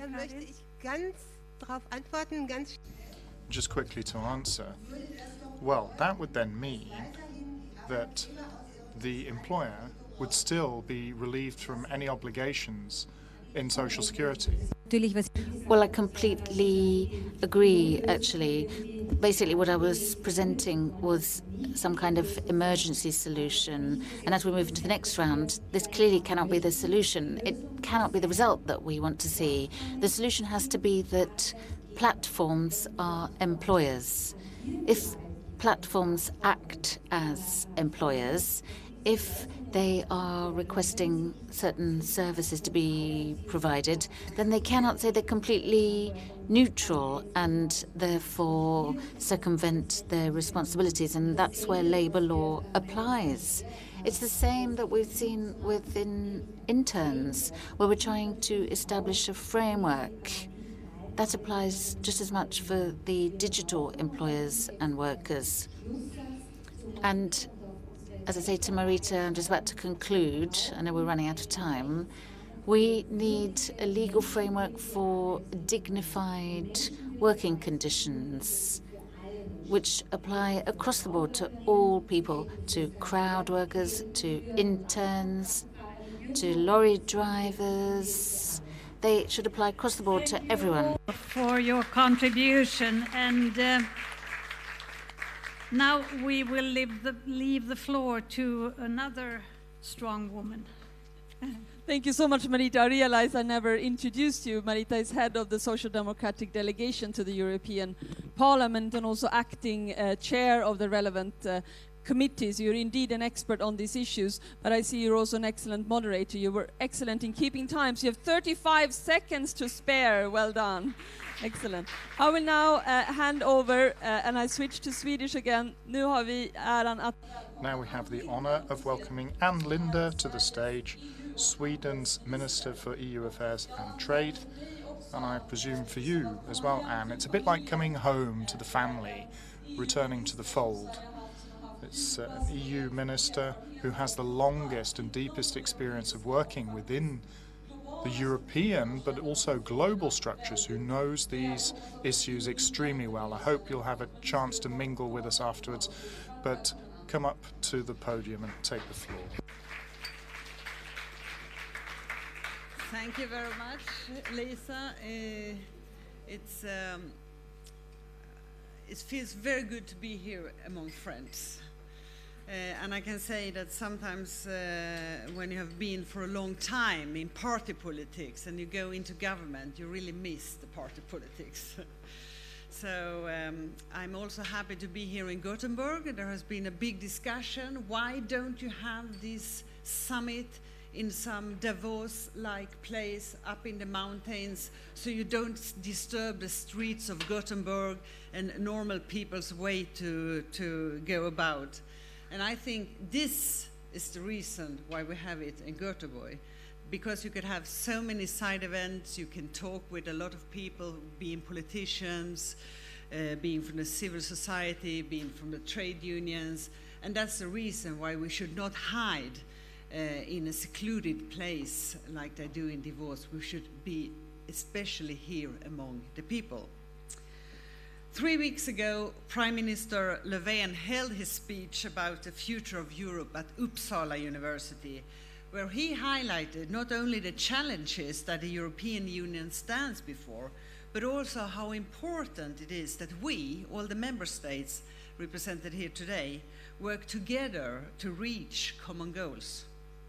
We, the member states of the European Union, have long managed to solve different mutual challenges in a good spirit, and I'm deeply convinced that we can continue on this road also in the future. The Swedish government has 3 EU policies for 2018, namely economy and jobs, environment, and security and migration. The first priority is economy and jobs. The most important change for the European cooperation was the introduction of the single market, which has contributed to prosperity and a high level of integration in different areas of the European continent. The single market is what the EU was originally built on. As an example, almost 80% of all foreign direct investment in Sweden comes from EU. Of our export, and this is important for me because I'm also Minister of Trade, is 71% go to the EU single market of all our exports, 7 out of 10 exported goods. The Swedish industry is supported by export 1.4 million jobs in Sweden. Removing trade barriers also means 60 million custom documents less each year. I tell this to the Brits all the time. Cutting bureaucracy and reducing costs has increased trade within EU by 15% over the past 10 years. Globalization causes markets to become increasingly global. People can move freely, and the flow of goods, services, and capital can move across borders. The results of globalization speaks for themselves. Over the past 25 years, world trade as a share of the global GDP has increased from less than 40% to almost 60%. Foreign direct investment has increased from less than 10% of GDP to over 30%. Sweden is today one of the world's most competitive countries. The explanation are many in the Swedish economic history. The common thread is openness to international cooperation, structural reforms, innovation and trade, but also investment, welfare, and strong trade unions. Trade and growth create jobs. Jobs create possibility for welfare and investments.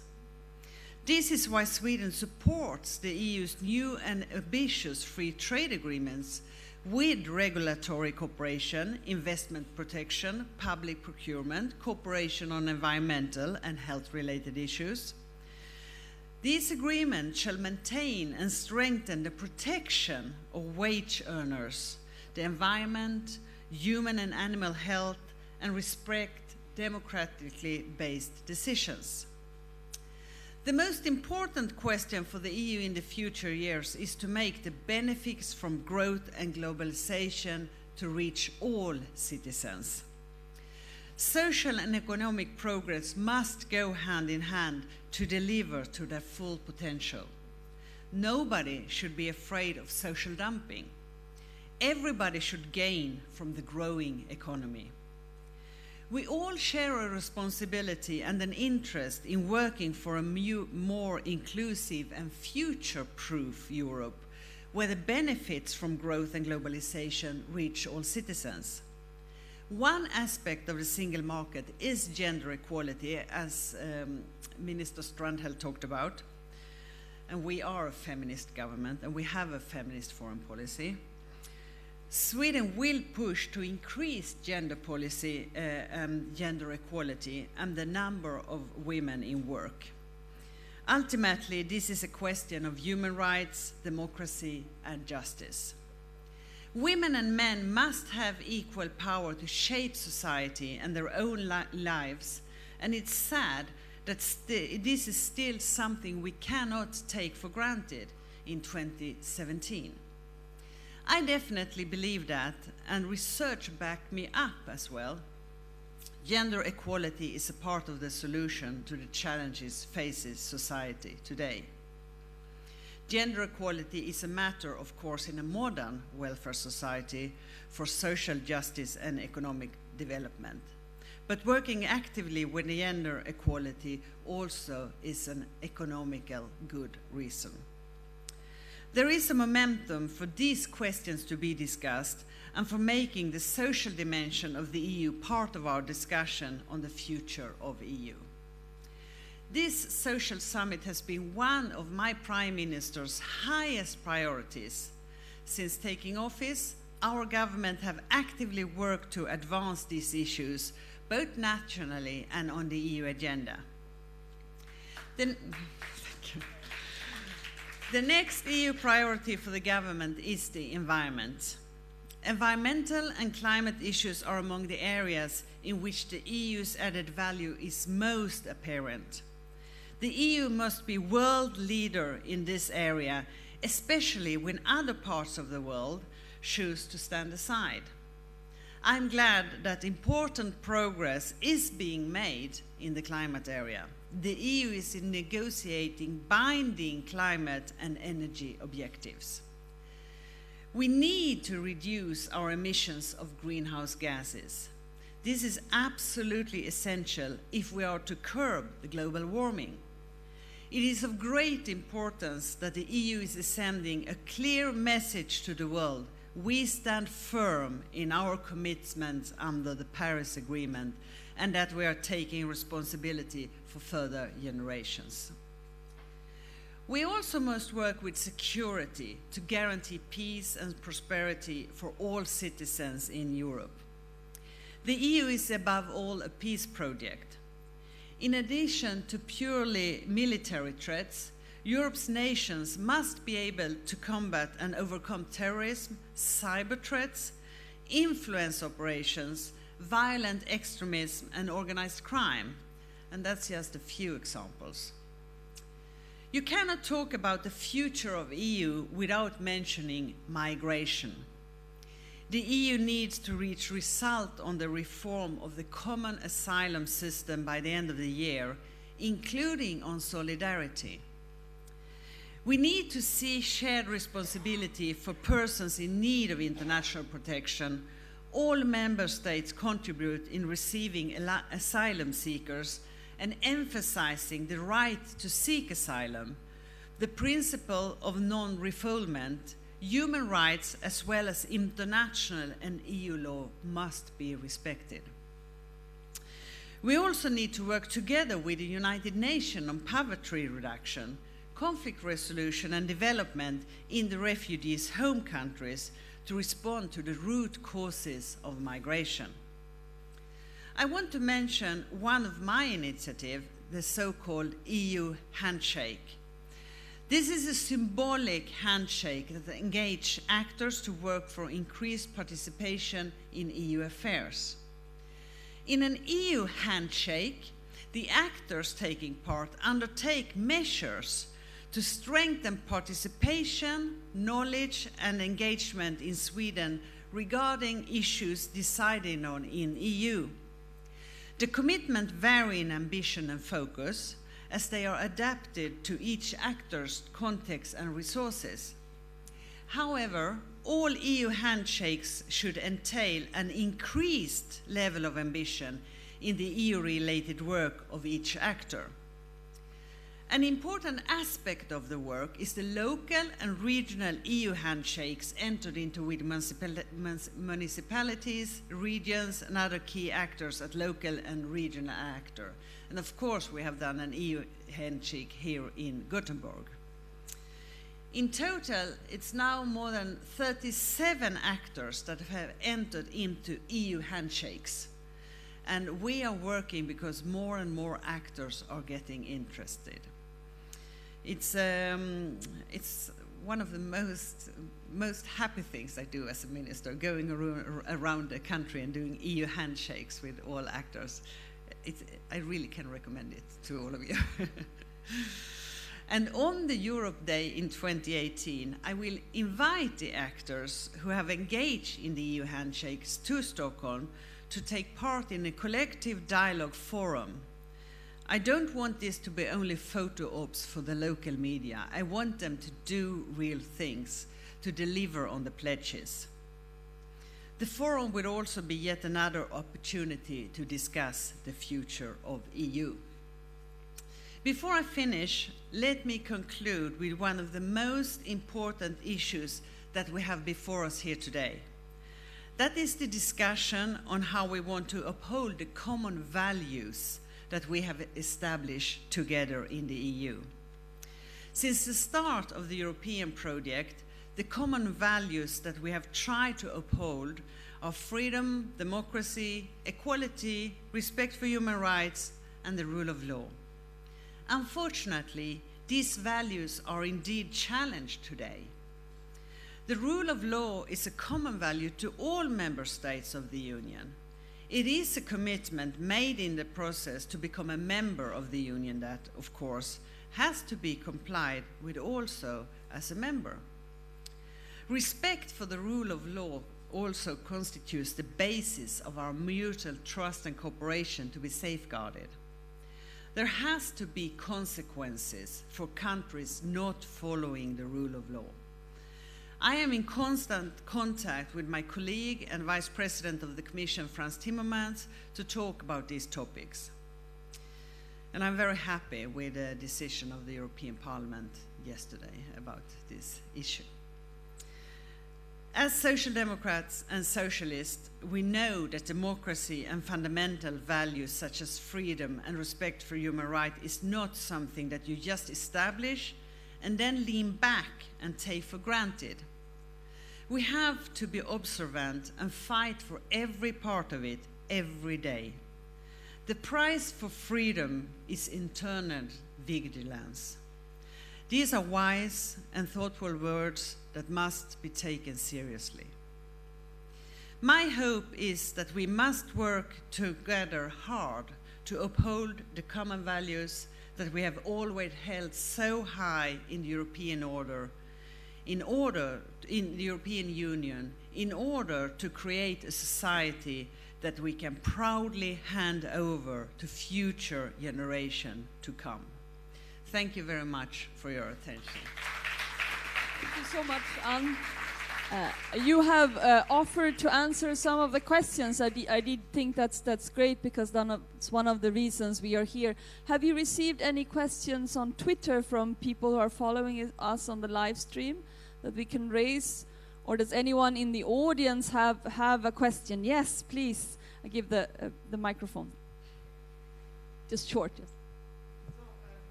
And many thanks for telling how high is the Swedish engagement for the European idea. You referred to us something very interesting, the EU handshakes.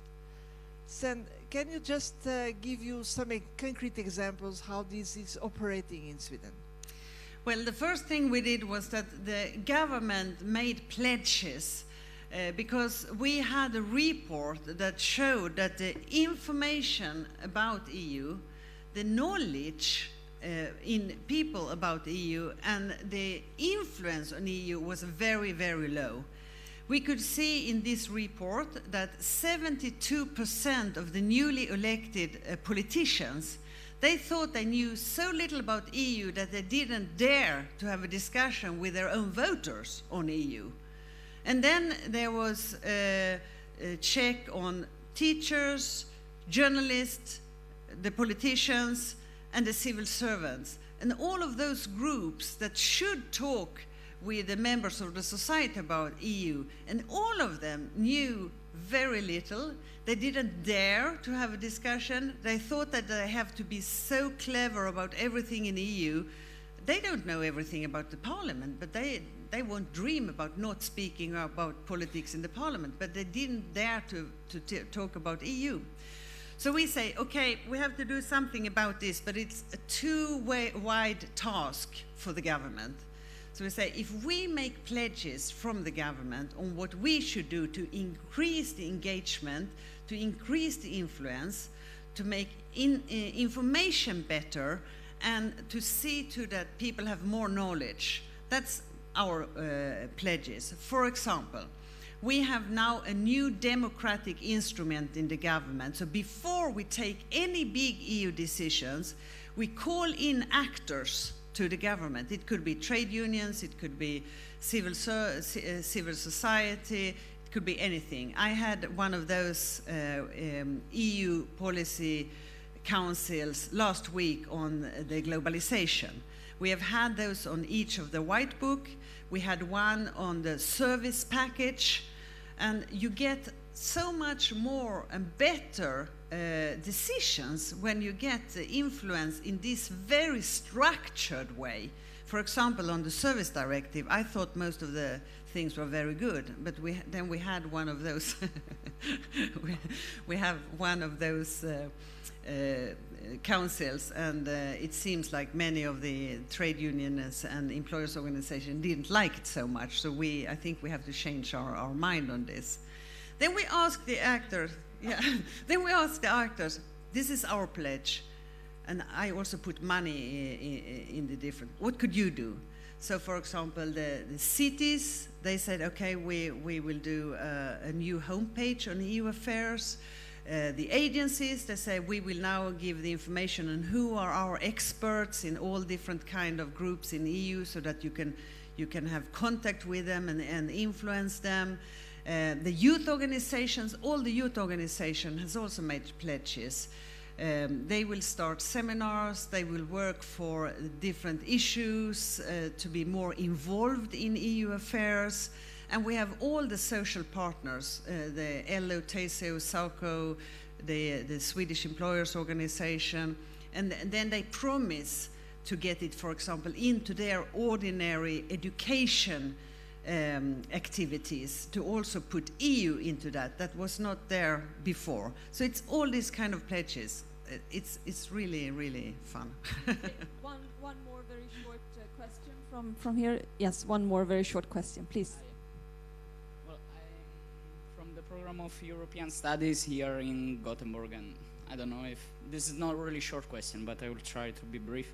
And it's really nice to come here to talk about social welfare and how to reach common solution among a more equal European society. However, I heard the impression that during this discussion we just touch superficially among all the real problem that now the European society is facing, and about social dumping, how to really control this phenomena, where the basically the Western European country moved to Eastern European countries because they have a low labor cost, and at the same time seems like the Eastern European countries are the one that gain, but in reality are the loser as well, because they lose high-skilled workers that move to Western European countries because have higher salaries. So the main point here is that SEC just lose high-skilled workers, and the West society face competition from the East partner, and this is the society that overall lose the. So what to do about social dumping? What's your answer? Yeah, what's the among benefit and cost, and touching really briefly about what the Italian politician said is true, that nowadays you can have 10 works, and it's so nice to have the possibility to try all your skills and competencies. But then what's the point if you lost the rights in the work with the liberalization of the markets? So I have 10 works, but then I do not have any permanent job for my life or any insurance of that. So Thanks a lot. A short answer, Anne, if you can, please. I think one of the most important answers to the first part of your question is the changing now in the Posting of Workers Directive, that it should not be possible anymore to have a race to the bottom and to take the lowest wages, but you should have to pay the same wage for the same job in the same country. So I think going step by step to avoid this competing with bad working environment, lower wages, that is the best answer. But that is, of course, you need political will, you need majority. It was like Marita said, that we were at another meeting before this meeting, and she said there was a question like that, and said, we don't have a majority from the Social Democrats. You need to vote. One of the most best thing you can do is to go out and be active in the election campaign and get more socialists into the European Parliament. That's one way of stopping the social dumping. Yes. Thank you so much, Anne. A big hand for Anne for joining us tonight. We're moving on to the second last part of the program tonight, a political panel. Can I ask all panelists, please, to join me up here? We have a panel consisting of trade unionists and also of members of the European Parliament who will share their political positions and also try to reflect on what has been said earlier this evening. So we try in this, yes, from you here, yes. So I start from my right. We have Monica Andersson, who is Arvidsson, who is analyst at the Swedish Trade Union Confederation, LO. And then next to her, Agnes. Where is Agnes? Yes, you there, yes. Jongerius, who is a member of the European Parliament and coordinator for employment and social affairs, and you're also vice chair of the Employment and Social Affairs Committee of the European Parliament. And next to her, Esther Lynch, from the Confederal Secretary at the European Trade Union Confederation, the ETUC. Warmly welcome Esther as well. And here next to me, Maria Joao Rodriguez, Vice President of the S&D group at the European Parliament. And yes, Conny Reuter is here as well, Secretary General of Solidar, and then, sorry, I'm blocking your way, Nicolas Schmidt, who's Minister of Labour, Employment and Immigration of Luxembourg, and also Chairman of the EPSCO network of the Party of European Socialists. Warmly welcome all of you. These people have been patient all evening, and they have prepared very short and spicy statements indeed. I'll start, if you're ready, Monica, with giving the floor to you on how to improve working conditions and promote social justice in Europe. What would be your main priorities, please? I will start with the problem of atypical work, low income, weak social infrastructure, difficulties in combining work with leisure, all these problems that severely affect people's possibilities and potential for decent living conditions. It's obvious that Europe really needs a social dimension. And how to do this? Well, one part of the answer will be on the same principles as tomorrow's summit, which will be focusing on jobs, growth, and also social dialogue. Tomorrow's social partners are invited to present good examples from both national and European levels on how trade unions and employees' organizations can actually work together to improve both working conditions but also effectivity at work sites. So hopefully this summit for tomorrow will be an inspiration for improving social dialogue in member states but also on European level, because that would be one essential key for progress. But a part of that, there's another 3 keys, I would say. One comes down on national governments to procure productive social security within the member states. That's also key. And both on EU level and national governments should also bring in social partners. That's essential to help deliver on labor market issues. And the 4th would be in a longer term to also work for a social protocol, and this would be key to give legal ground for EU citizens' social rights. So working together and increasing social justice, that's really the only way to, on the one hand, increase our economy's possibilities to be sustainable, but also to transform our European Union to really be a genuinely social Europe. So that will be my 4 key principles. Thanks. Excellent. Thanks a lot. We move on to Agnes.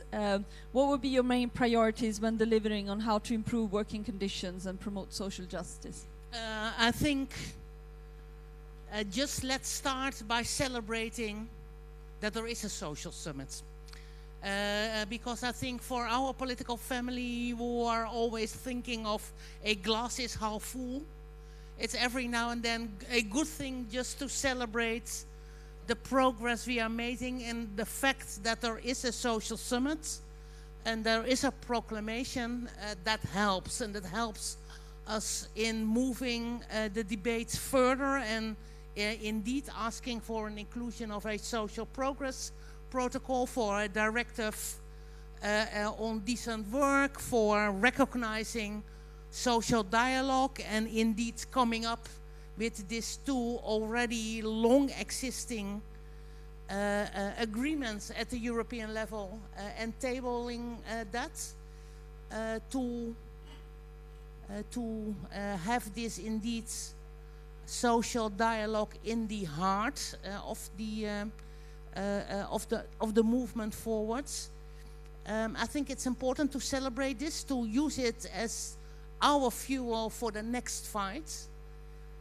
And I thought perhaps, because it should also be on hope, let me tell you one story from my own home country, very small story. Deliveroo, you know, this young kids with these bikes delivering our meals at home. It was also in the film. And in the Netherlands, those kids, they started their own union. They call themselves the Riders Union. And just this week, with the help of my political family, they said we're going to ask for an employment contract because we think we are entitled to this. So why is this hopeful? These are young people starting a union with the help of our political family, and now they are asking via a crowdfunding action for the funding for this legal action. And I must say, of course, if you want to donate, please come to me. But it's also a sign of hope that young people are working together and trying to get a better life, which is most deserved. Excellent. Thank you so much. Monica placed the social partners at the core and at the heart of the social summit tomorrow, and they're a very important role in the summit and in the implementation. You remind us about the daily struggle of the social partners, or at least the trade unions on the labor market of today. Esther Lynch from the ETUC, what would be your most important priorities in this aspect? Good evening, everybody. Trade unions from all over Europe arrived in Gothenburg this morning, and the reason we did that was to have our own trade unions summit. And the idea of the trade unions summit was for us to discuss mostly the European pillar of social rights. And you're right, we said we need to celebrate the summit tomorrow, and we need to celebrate the very real achievement. But we recognized that this isn't the AAA social Europe we were promised, because the AAA would be the best Europe could do on social issues. It's not the best Europe could do, but it is the best we could achieve. And by we, I mean working together with our brothers and sisters in your family and in the trade union family. And the best is important and meaningful. And it's important and meaningful because it provides a threshold of decency below which no one in Europe should fall. But to make that a guarantee, our work is only beginning. We're going to have the fight of our lives, I think, on our hands in the next months. Because while we had a big fight to get a lot of member states, including my own from Ireland, to agree to write down the idea of rights on a page, imagine how hard it's going to be when we say, well, we need a law to make it real. We need you to put finances in to make it real. But I'm optimistic we can do it. And the reason I'm optimistic we can do it is because I've been invited all over Europe to events like this, where people are saying, we need to work together. That you're either for social rights or you're against them. It's not about, you know, these little tricky bits of law or about these complicated questions. It's a simple question. Are you for rights or against them? If you're for rights, let's get together. Let's work together. Let's get a plan. Let's get our action plan together. Let's demand the action plan from the Commission. Let's demand it from our member states. And really that's what we've spent the day discussing. It is what needs to go into our action plan. And if I get some questions, I'll talk a bit more about that. Excellent. Get the rights down on paper, make sure that they can be implemented, and put finances into their implementation as well. Very strong message there from the ETUC. Maria Joao, what would be your most important priorities as a member of the European Parliament on these issues? Let me tell you, the purpose of all these social pillars is to rebalance the European house. Because in the European house, we have a strong economic pillar, we have a strong financial pillar, but the social pillar is too weak. And we need to change this, because otherwise there is no future for the European Union. And our leaders, they need to understand this once and for all.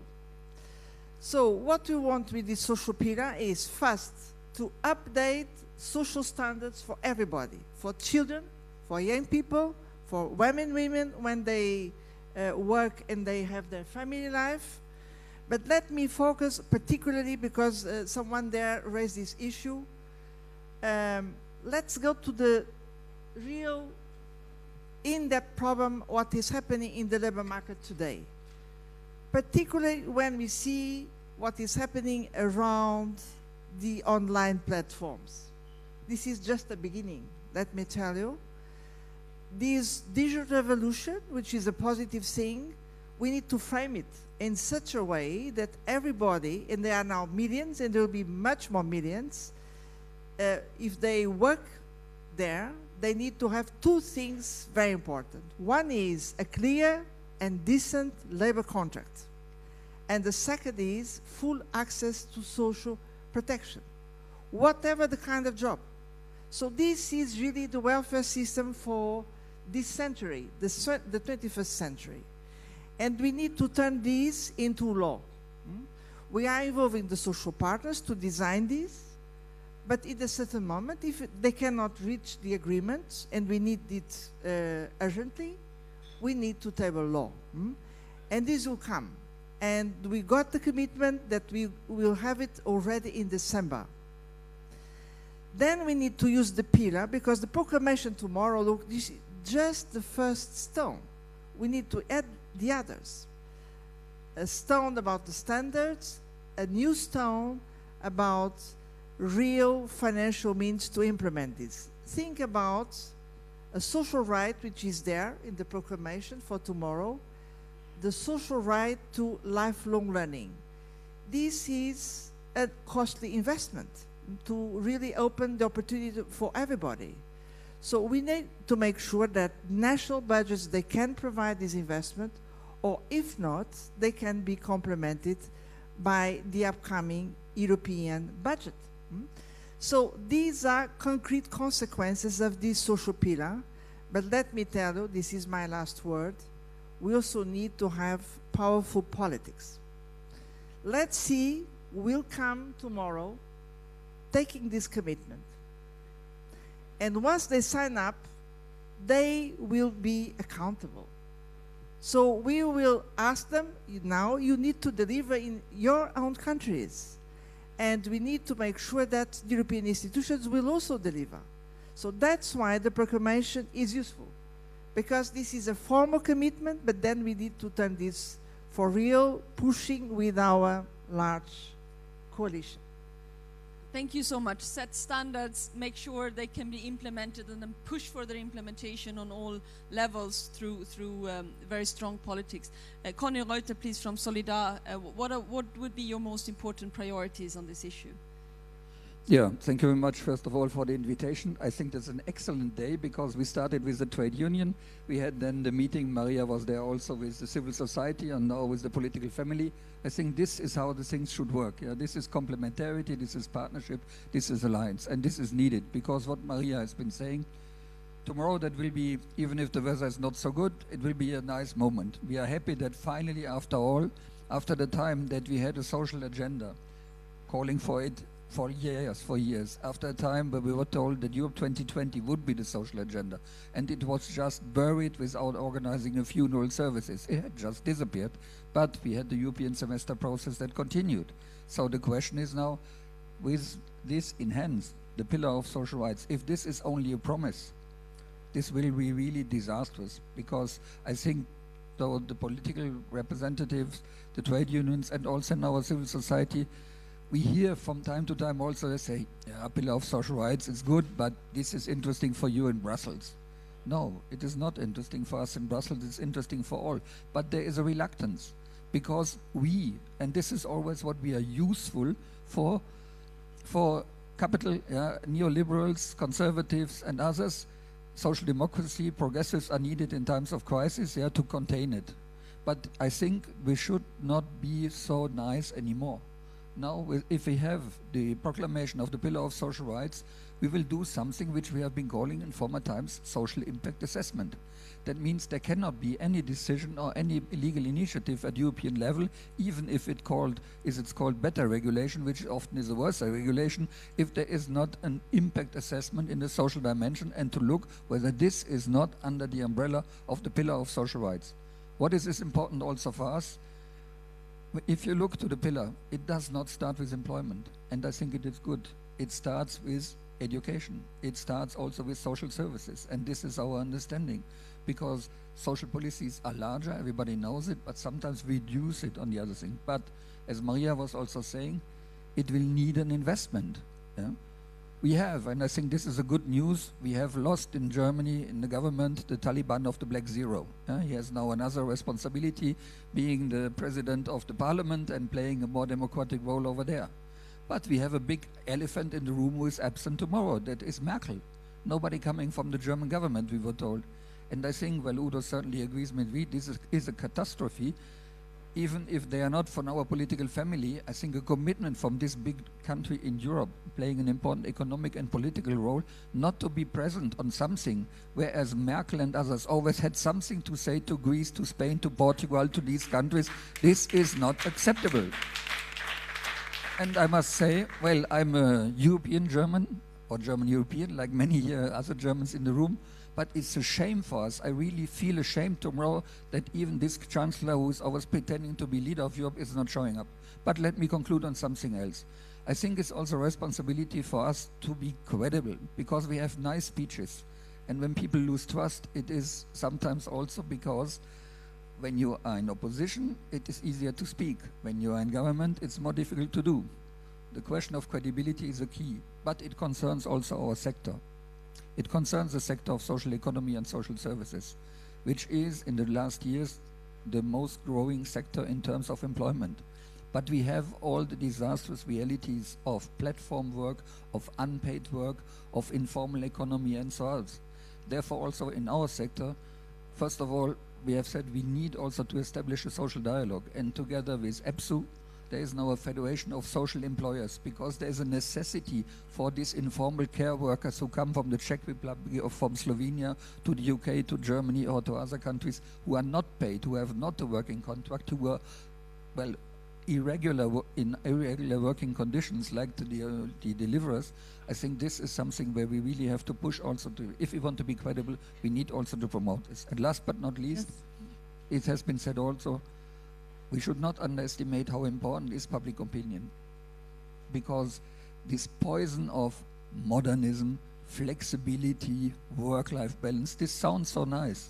But if you look behind, what is the cruel reality, and the last statistics and last studies have shown it, the pressure on the work itself is so high, so that we must also gain the public opinion. Yes, has nothing from modernism not to have a regular working contract.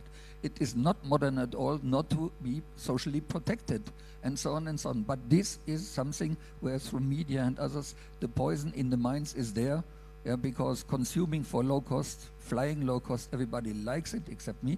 But the point is, if we want really to make also the assessment of the pillar of social rights, we need also to work on the public opinion.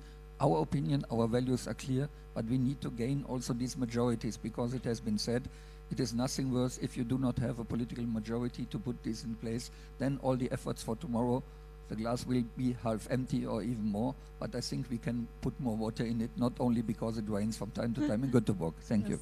Thank you so much, Connie, and thank you for reminding us what the high stakes are and what hard work is needed after the summit, indeed, to measure success or lack of success and hold both the EU institutions and member states, and indeed our own family, also accountable to that. Please, our last speaker in this panel, Nicolas Schmidt, please, the floor is yours. Thank you very much. Well, we are all happy that in Europe now we have recovered, we have growth again. Even our growth in Europe is higher than the growth in the US. And all the economists predict that this growth will be rather steady. So this is a very positive point. But the point is, what happens with this growth we have achieved? What about social justice? What about the losers and the winners? Who will be the losers? Who will be the winners of this recovery, of this growth we have again achieved? And here I think first point, and I join absolutely what the trade union movement says, we have to make sure that the gains of this growth are fairly distributed, which means in very easy terms, a pay rise, a real pay rise. Because I think after so many years where pay in Europe has been stagnant or has even gone down, it is really time for a new distribution of the gains of the recovered growth. Second, when I listen to what was said previously by Annika also about the social problems, when I listen also what has been said during at the first at a previous panel. We have a lot of social problems left, a lot, and even there is an increased number of social problems because our societies have not come together, but have gone apart. And this should mean, well, there is a huge, huge avenue for social democrats. And what happens? We are losing in many and many countries the election. So there is something going wrong there. And I think it was said, we are not managing, we are not succeeding in giving first hope to those who should join us. We are not convincing them that we have the right solutions. And this is a big problem because we cannot change things if we have no political majorities. Out of the opposition, well, you can talk a lot and so on, but we have not the tools to change it. So it is absolutely important to find the right new social democratic narrative for the present and for the future. And for the present and the future, there are the big issues which have been mentioned. Poverty, those who are excluded. How can we assure that our education systems function for everybody, not for a small elite? What about not just jobs, but quality jobs, with rights, with social bargaining, with also good working conditions? One word on working conditions. In 2015, Council adopted conclusions on working conditions. And in these conclusions, we referred very explicitly to the new economy, to the digital economy, and we clearly said, well, there is a need for framing, as you have expressed it, this new economy in terms of better working conditions, of rights in this new economy. What has happened since? Nothing. Nothing. There is no debate globally on working conditions, and there is nothing on the working conditions of the new crowd workers. We have heard what it means, and on the new digital economy. This is something which we should really take and put it on the table and on the agenda. And certainly the social pillar can help us to do that. That should be an instrument, a tool, even I would say a weapon to bring that in the political debate at a national level, but also at the European level. So I think we have to reflect on our own, on the way how we reconnect with citizens, with our former voters we have lost. We have to admit that. We have also to address the anxieties of the citizens. And these are not only those who are already excluded from society, who are turning very often to the extreme right, to the populists, to all those who play on their anxieties. We have also to address the anxieties of the so-called middle class, because they see that the basis of the good jobs, good work, stability, security in their life are disappearing. And these anxieties are dangerous. They are dangerous in social terms, in economic terms, and they may become dangerous in political terms. So we have really to reconnect also with these people and give them a perspective for real security in their lives. What people are looking for is a good life and also some security for themselves and some secure perspectives for their children. And that's what social democracy is all about. Perhaps we had forgotten it a bit in the past because we had also been a bit attracted by this dogma and this mirage of neoliberal thinking. But that's over now, and now we really have to find our own narrative again and really speak to the people, convince them, and we will give them. Thank you. That's a good way to open the question and answer session as well. Two members of the public who are here and to raise their anxieties, to remind us about your aspirations, your dreams, your demands to the people in the European Parliament, to trade union representatives, to the social partners who will be gathering at the social summit tomorrow. Are there any questions here from the audience? Have you received any questions in social media, on Twitter, that we would like to address? The time, the evening is grown late, and we do have an opportunity to stay and to talk as well informally with each other.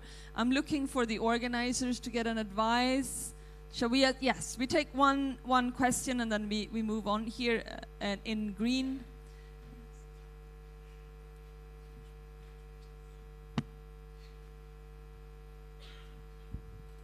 Okay, hello.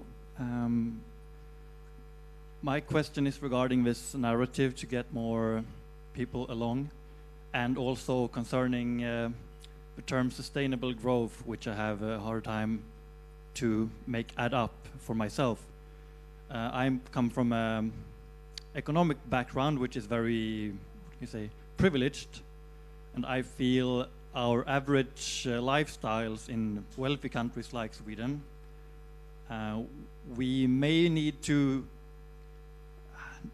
have a dialogue about us who have such good life to maybe accept a lower material standard, that we cannot consume so much and have such a high footprint in the amounts of resources and carbon footprint that we produce. It's not popular among voters, but for me to have a dialogue about our lifestyle being highly unsustainable,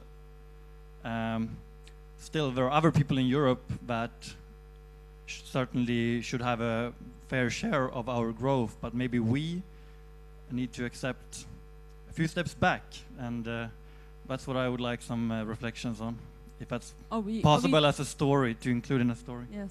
Are we too focused on economic growth and too little focus on sustainability? What should be our priorities in this aspect?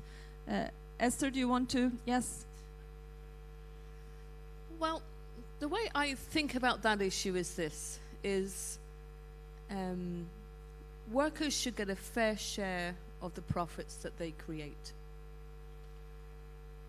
At the moment, we have the 1% taken more and more and more of that share. And when the 1% takes more and more of that share, it doesn't go into the local economy. It goes into really risky pieces of the economy. It goes into financialization. It doesn't go into investment for jobs. It doesn't go into investment for training. They keep it in the problematic bits of the economy. So I'm all for a pay rise. For me, sustainable growth means that. It means that growth is shared properly with everybody.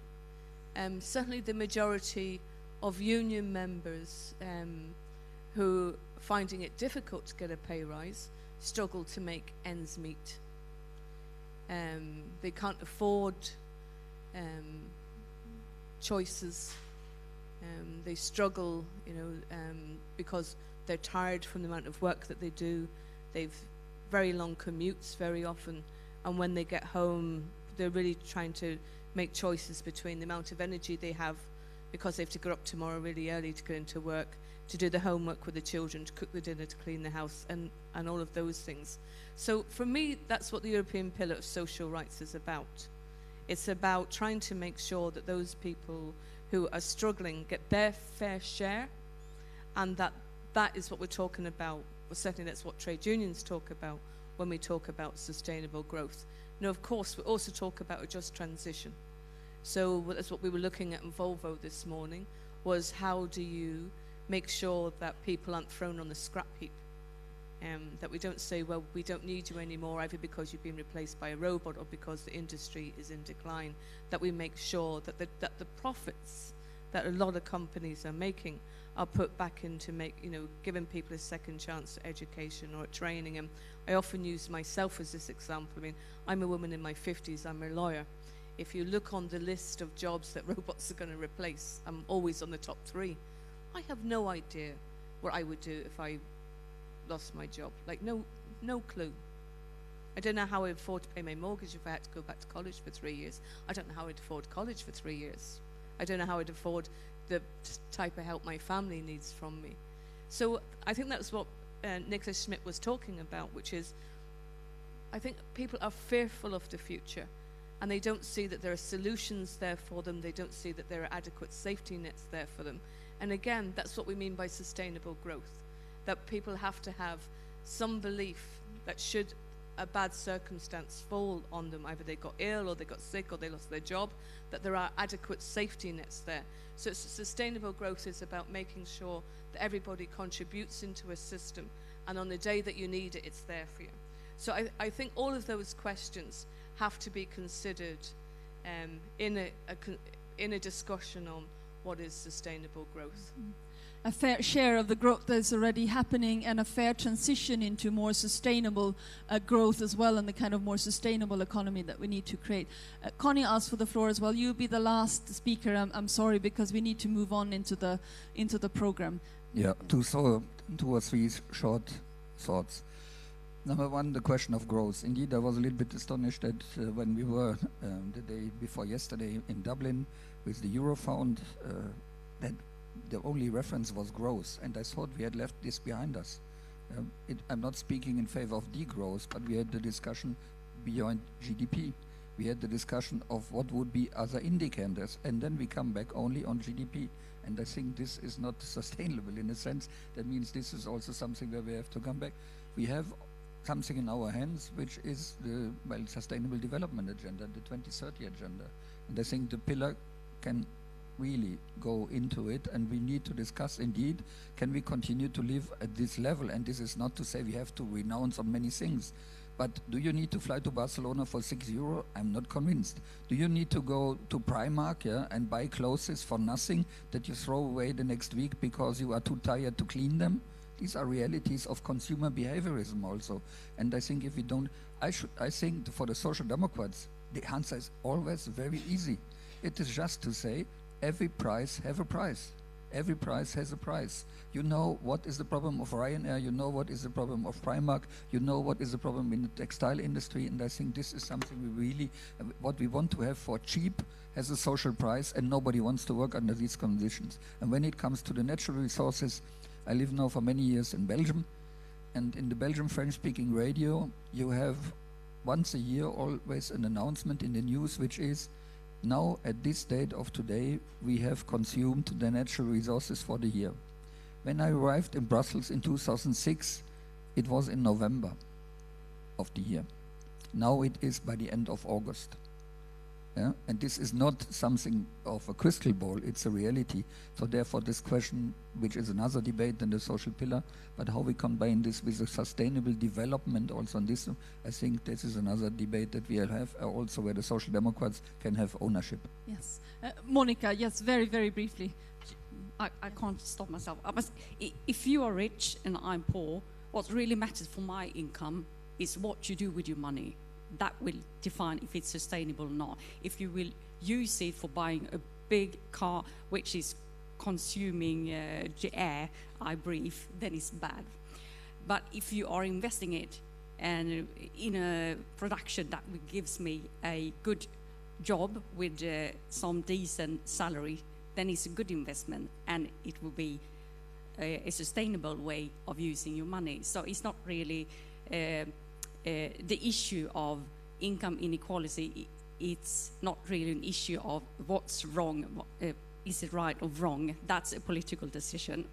What's more interesting, one might add, in an economic sustainability, that will be what you do with your money. Is it effective? Thanks. On the sustainable, it will be a topic, I think, for coming conferences as well. I know that next time that Europe Together is meeting, it will be on a conference on how to build sustainable cities in Antwerp already, I think, next week. So these are issues that we will be discussing in the family as well, and in the framework of this project. I think I will actually ask you to just stay along the stage so that we save time now, and I ask Udo Bullmann to come on stage to present the statement, please.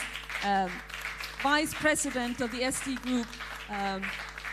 You have been in charge of working with the declaration of tonight. We've had some input over social media. We'll have some input from the discussion. What is your take and how will it change the declaration? Please. Thanks very much. First of all, dear friends, at the end of this wonderful evening, I may tell you that it is still more than 1,000 people watching us online. This is what the media team just told us. And it is a matter of fact that in Sweden on Twitter we are #1. #2 is Social Summit of tomorrow, but #1 is Together of tonight. So thanks to all Well done. participants, all our visitors, all our guests, and especially to the preparatory teams, to all the helping hands that were involved in organizing this successful evening tonight here in Gothenburg. Pardon? Go on, please. Yes.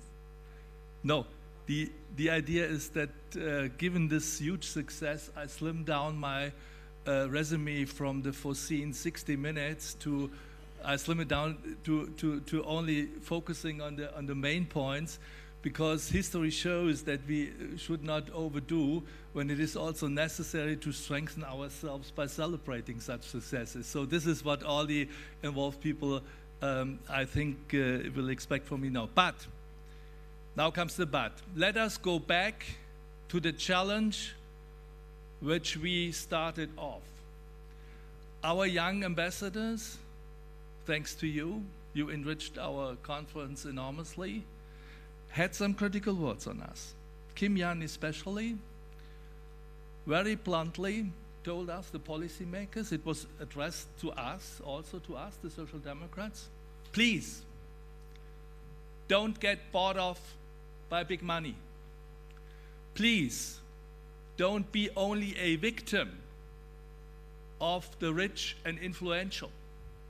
Don't be puppets in history. Explain to us, show us that you can do something, that you can change and organize a better life for everybody. So this was the very question overshadowing all of our discussions tonight. I can't do any better than repeating the answer of Georgi Pirinsky. He explained to us, yes, indeed, he explained to us, it's us together who can do that. There is no book of history determining the final outcome.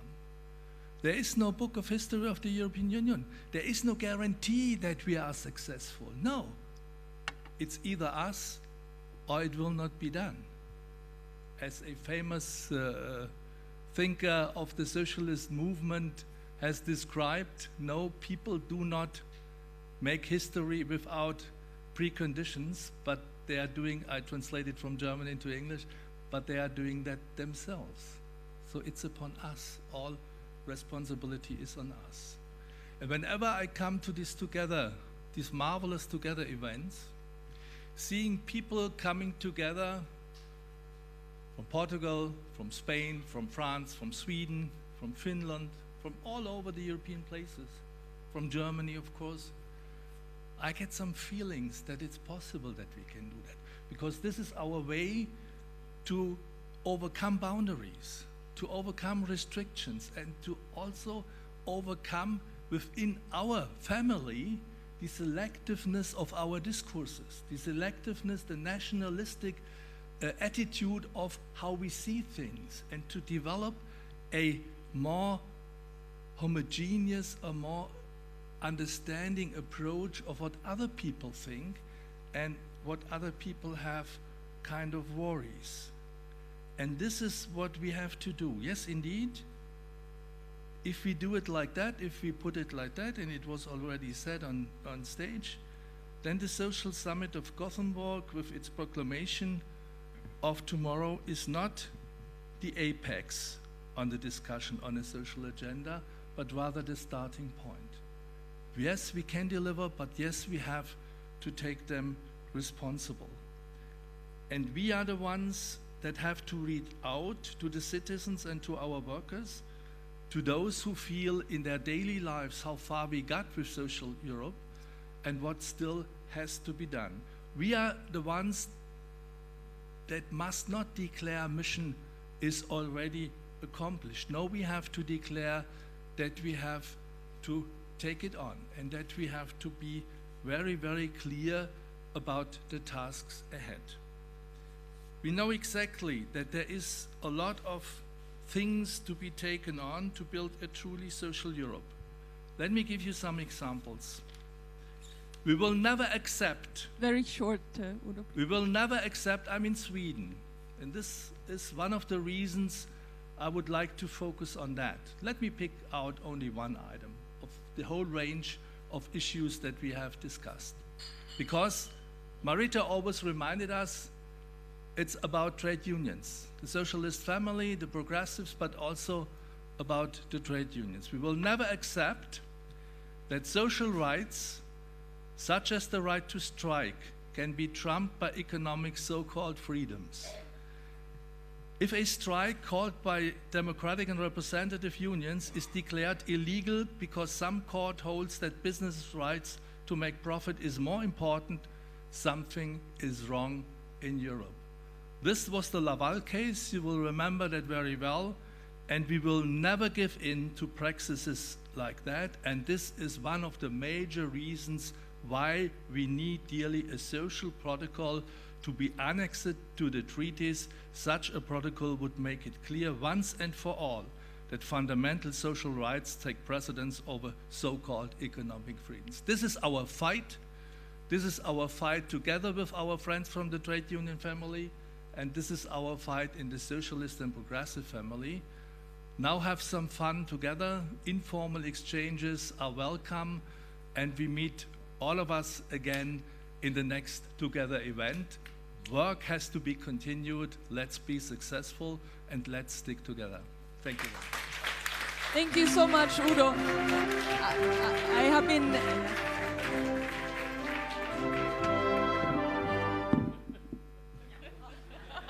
I have been asked to ask all of you to come up on stage for a family photos. I take this opportunity to say goodbye to everyone who has followed us online. Great that you have been so numerous. Great that you have also made a lot of input on Twitter while following us. Please remember that this is a journey. This was just one stop on the journey. The journey continues. We want as many people as possible to follow us critically, with input, with insights, with perspectives, with indeed proposals and amendments to the documents that are produced. We also want more people to join us as ambassadors, so don't hesitate to do that. Thank you so much for joining us. For those of you who are privileged to be here tonight and are not part of the speakers, not joining for the family photo, the reception's open, so please enjoy yourself, have something to drink and some snack, and we'll continue the discussion informally. Thank you so much.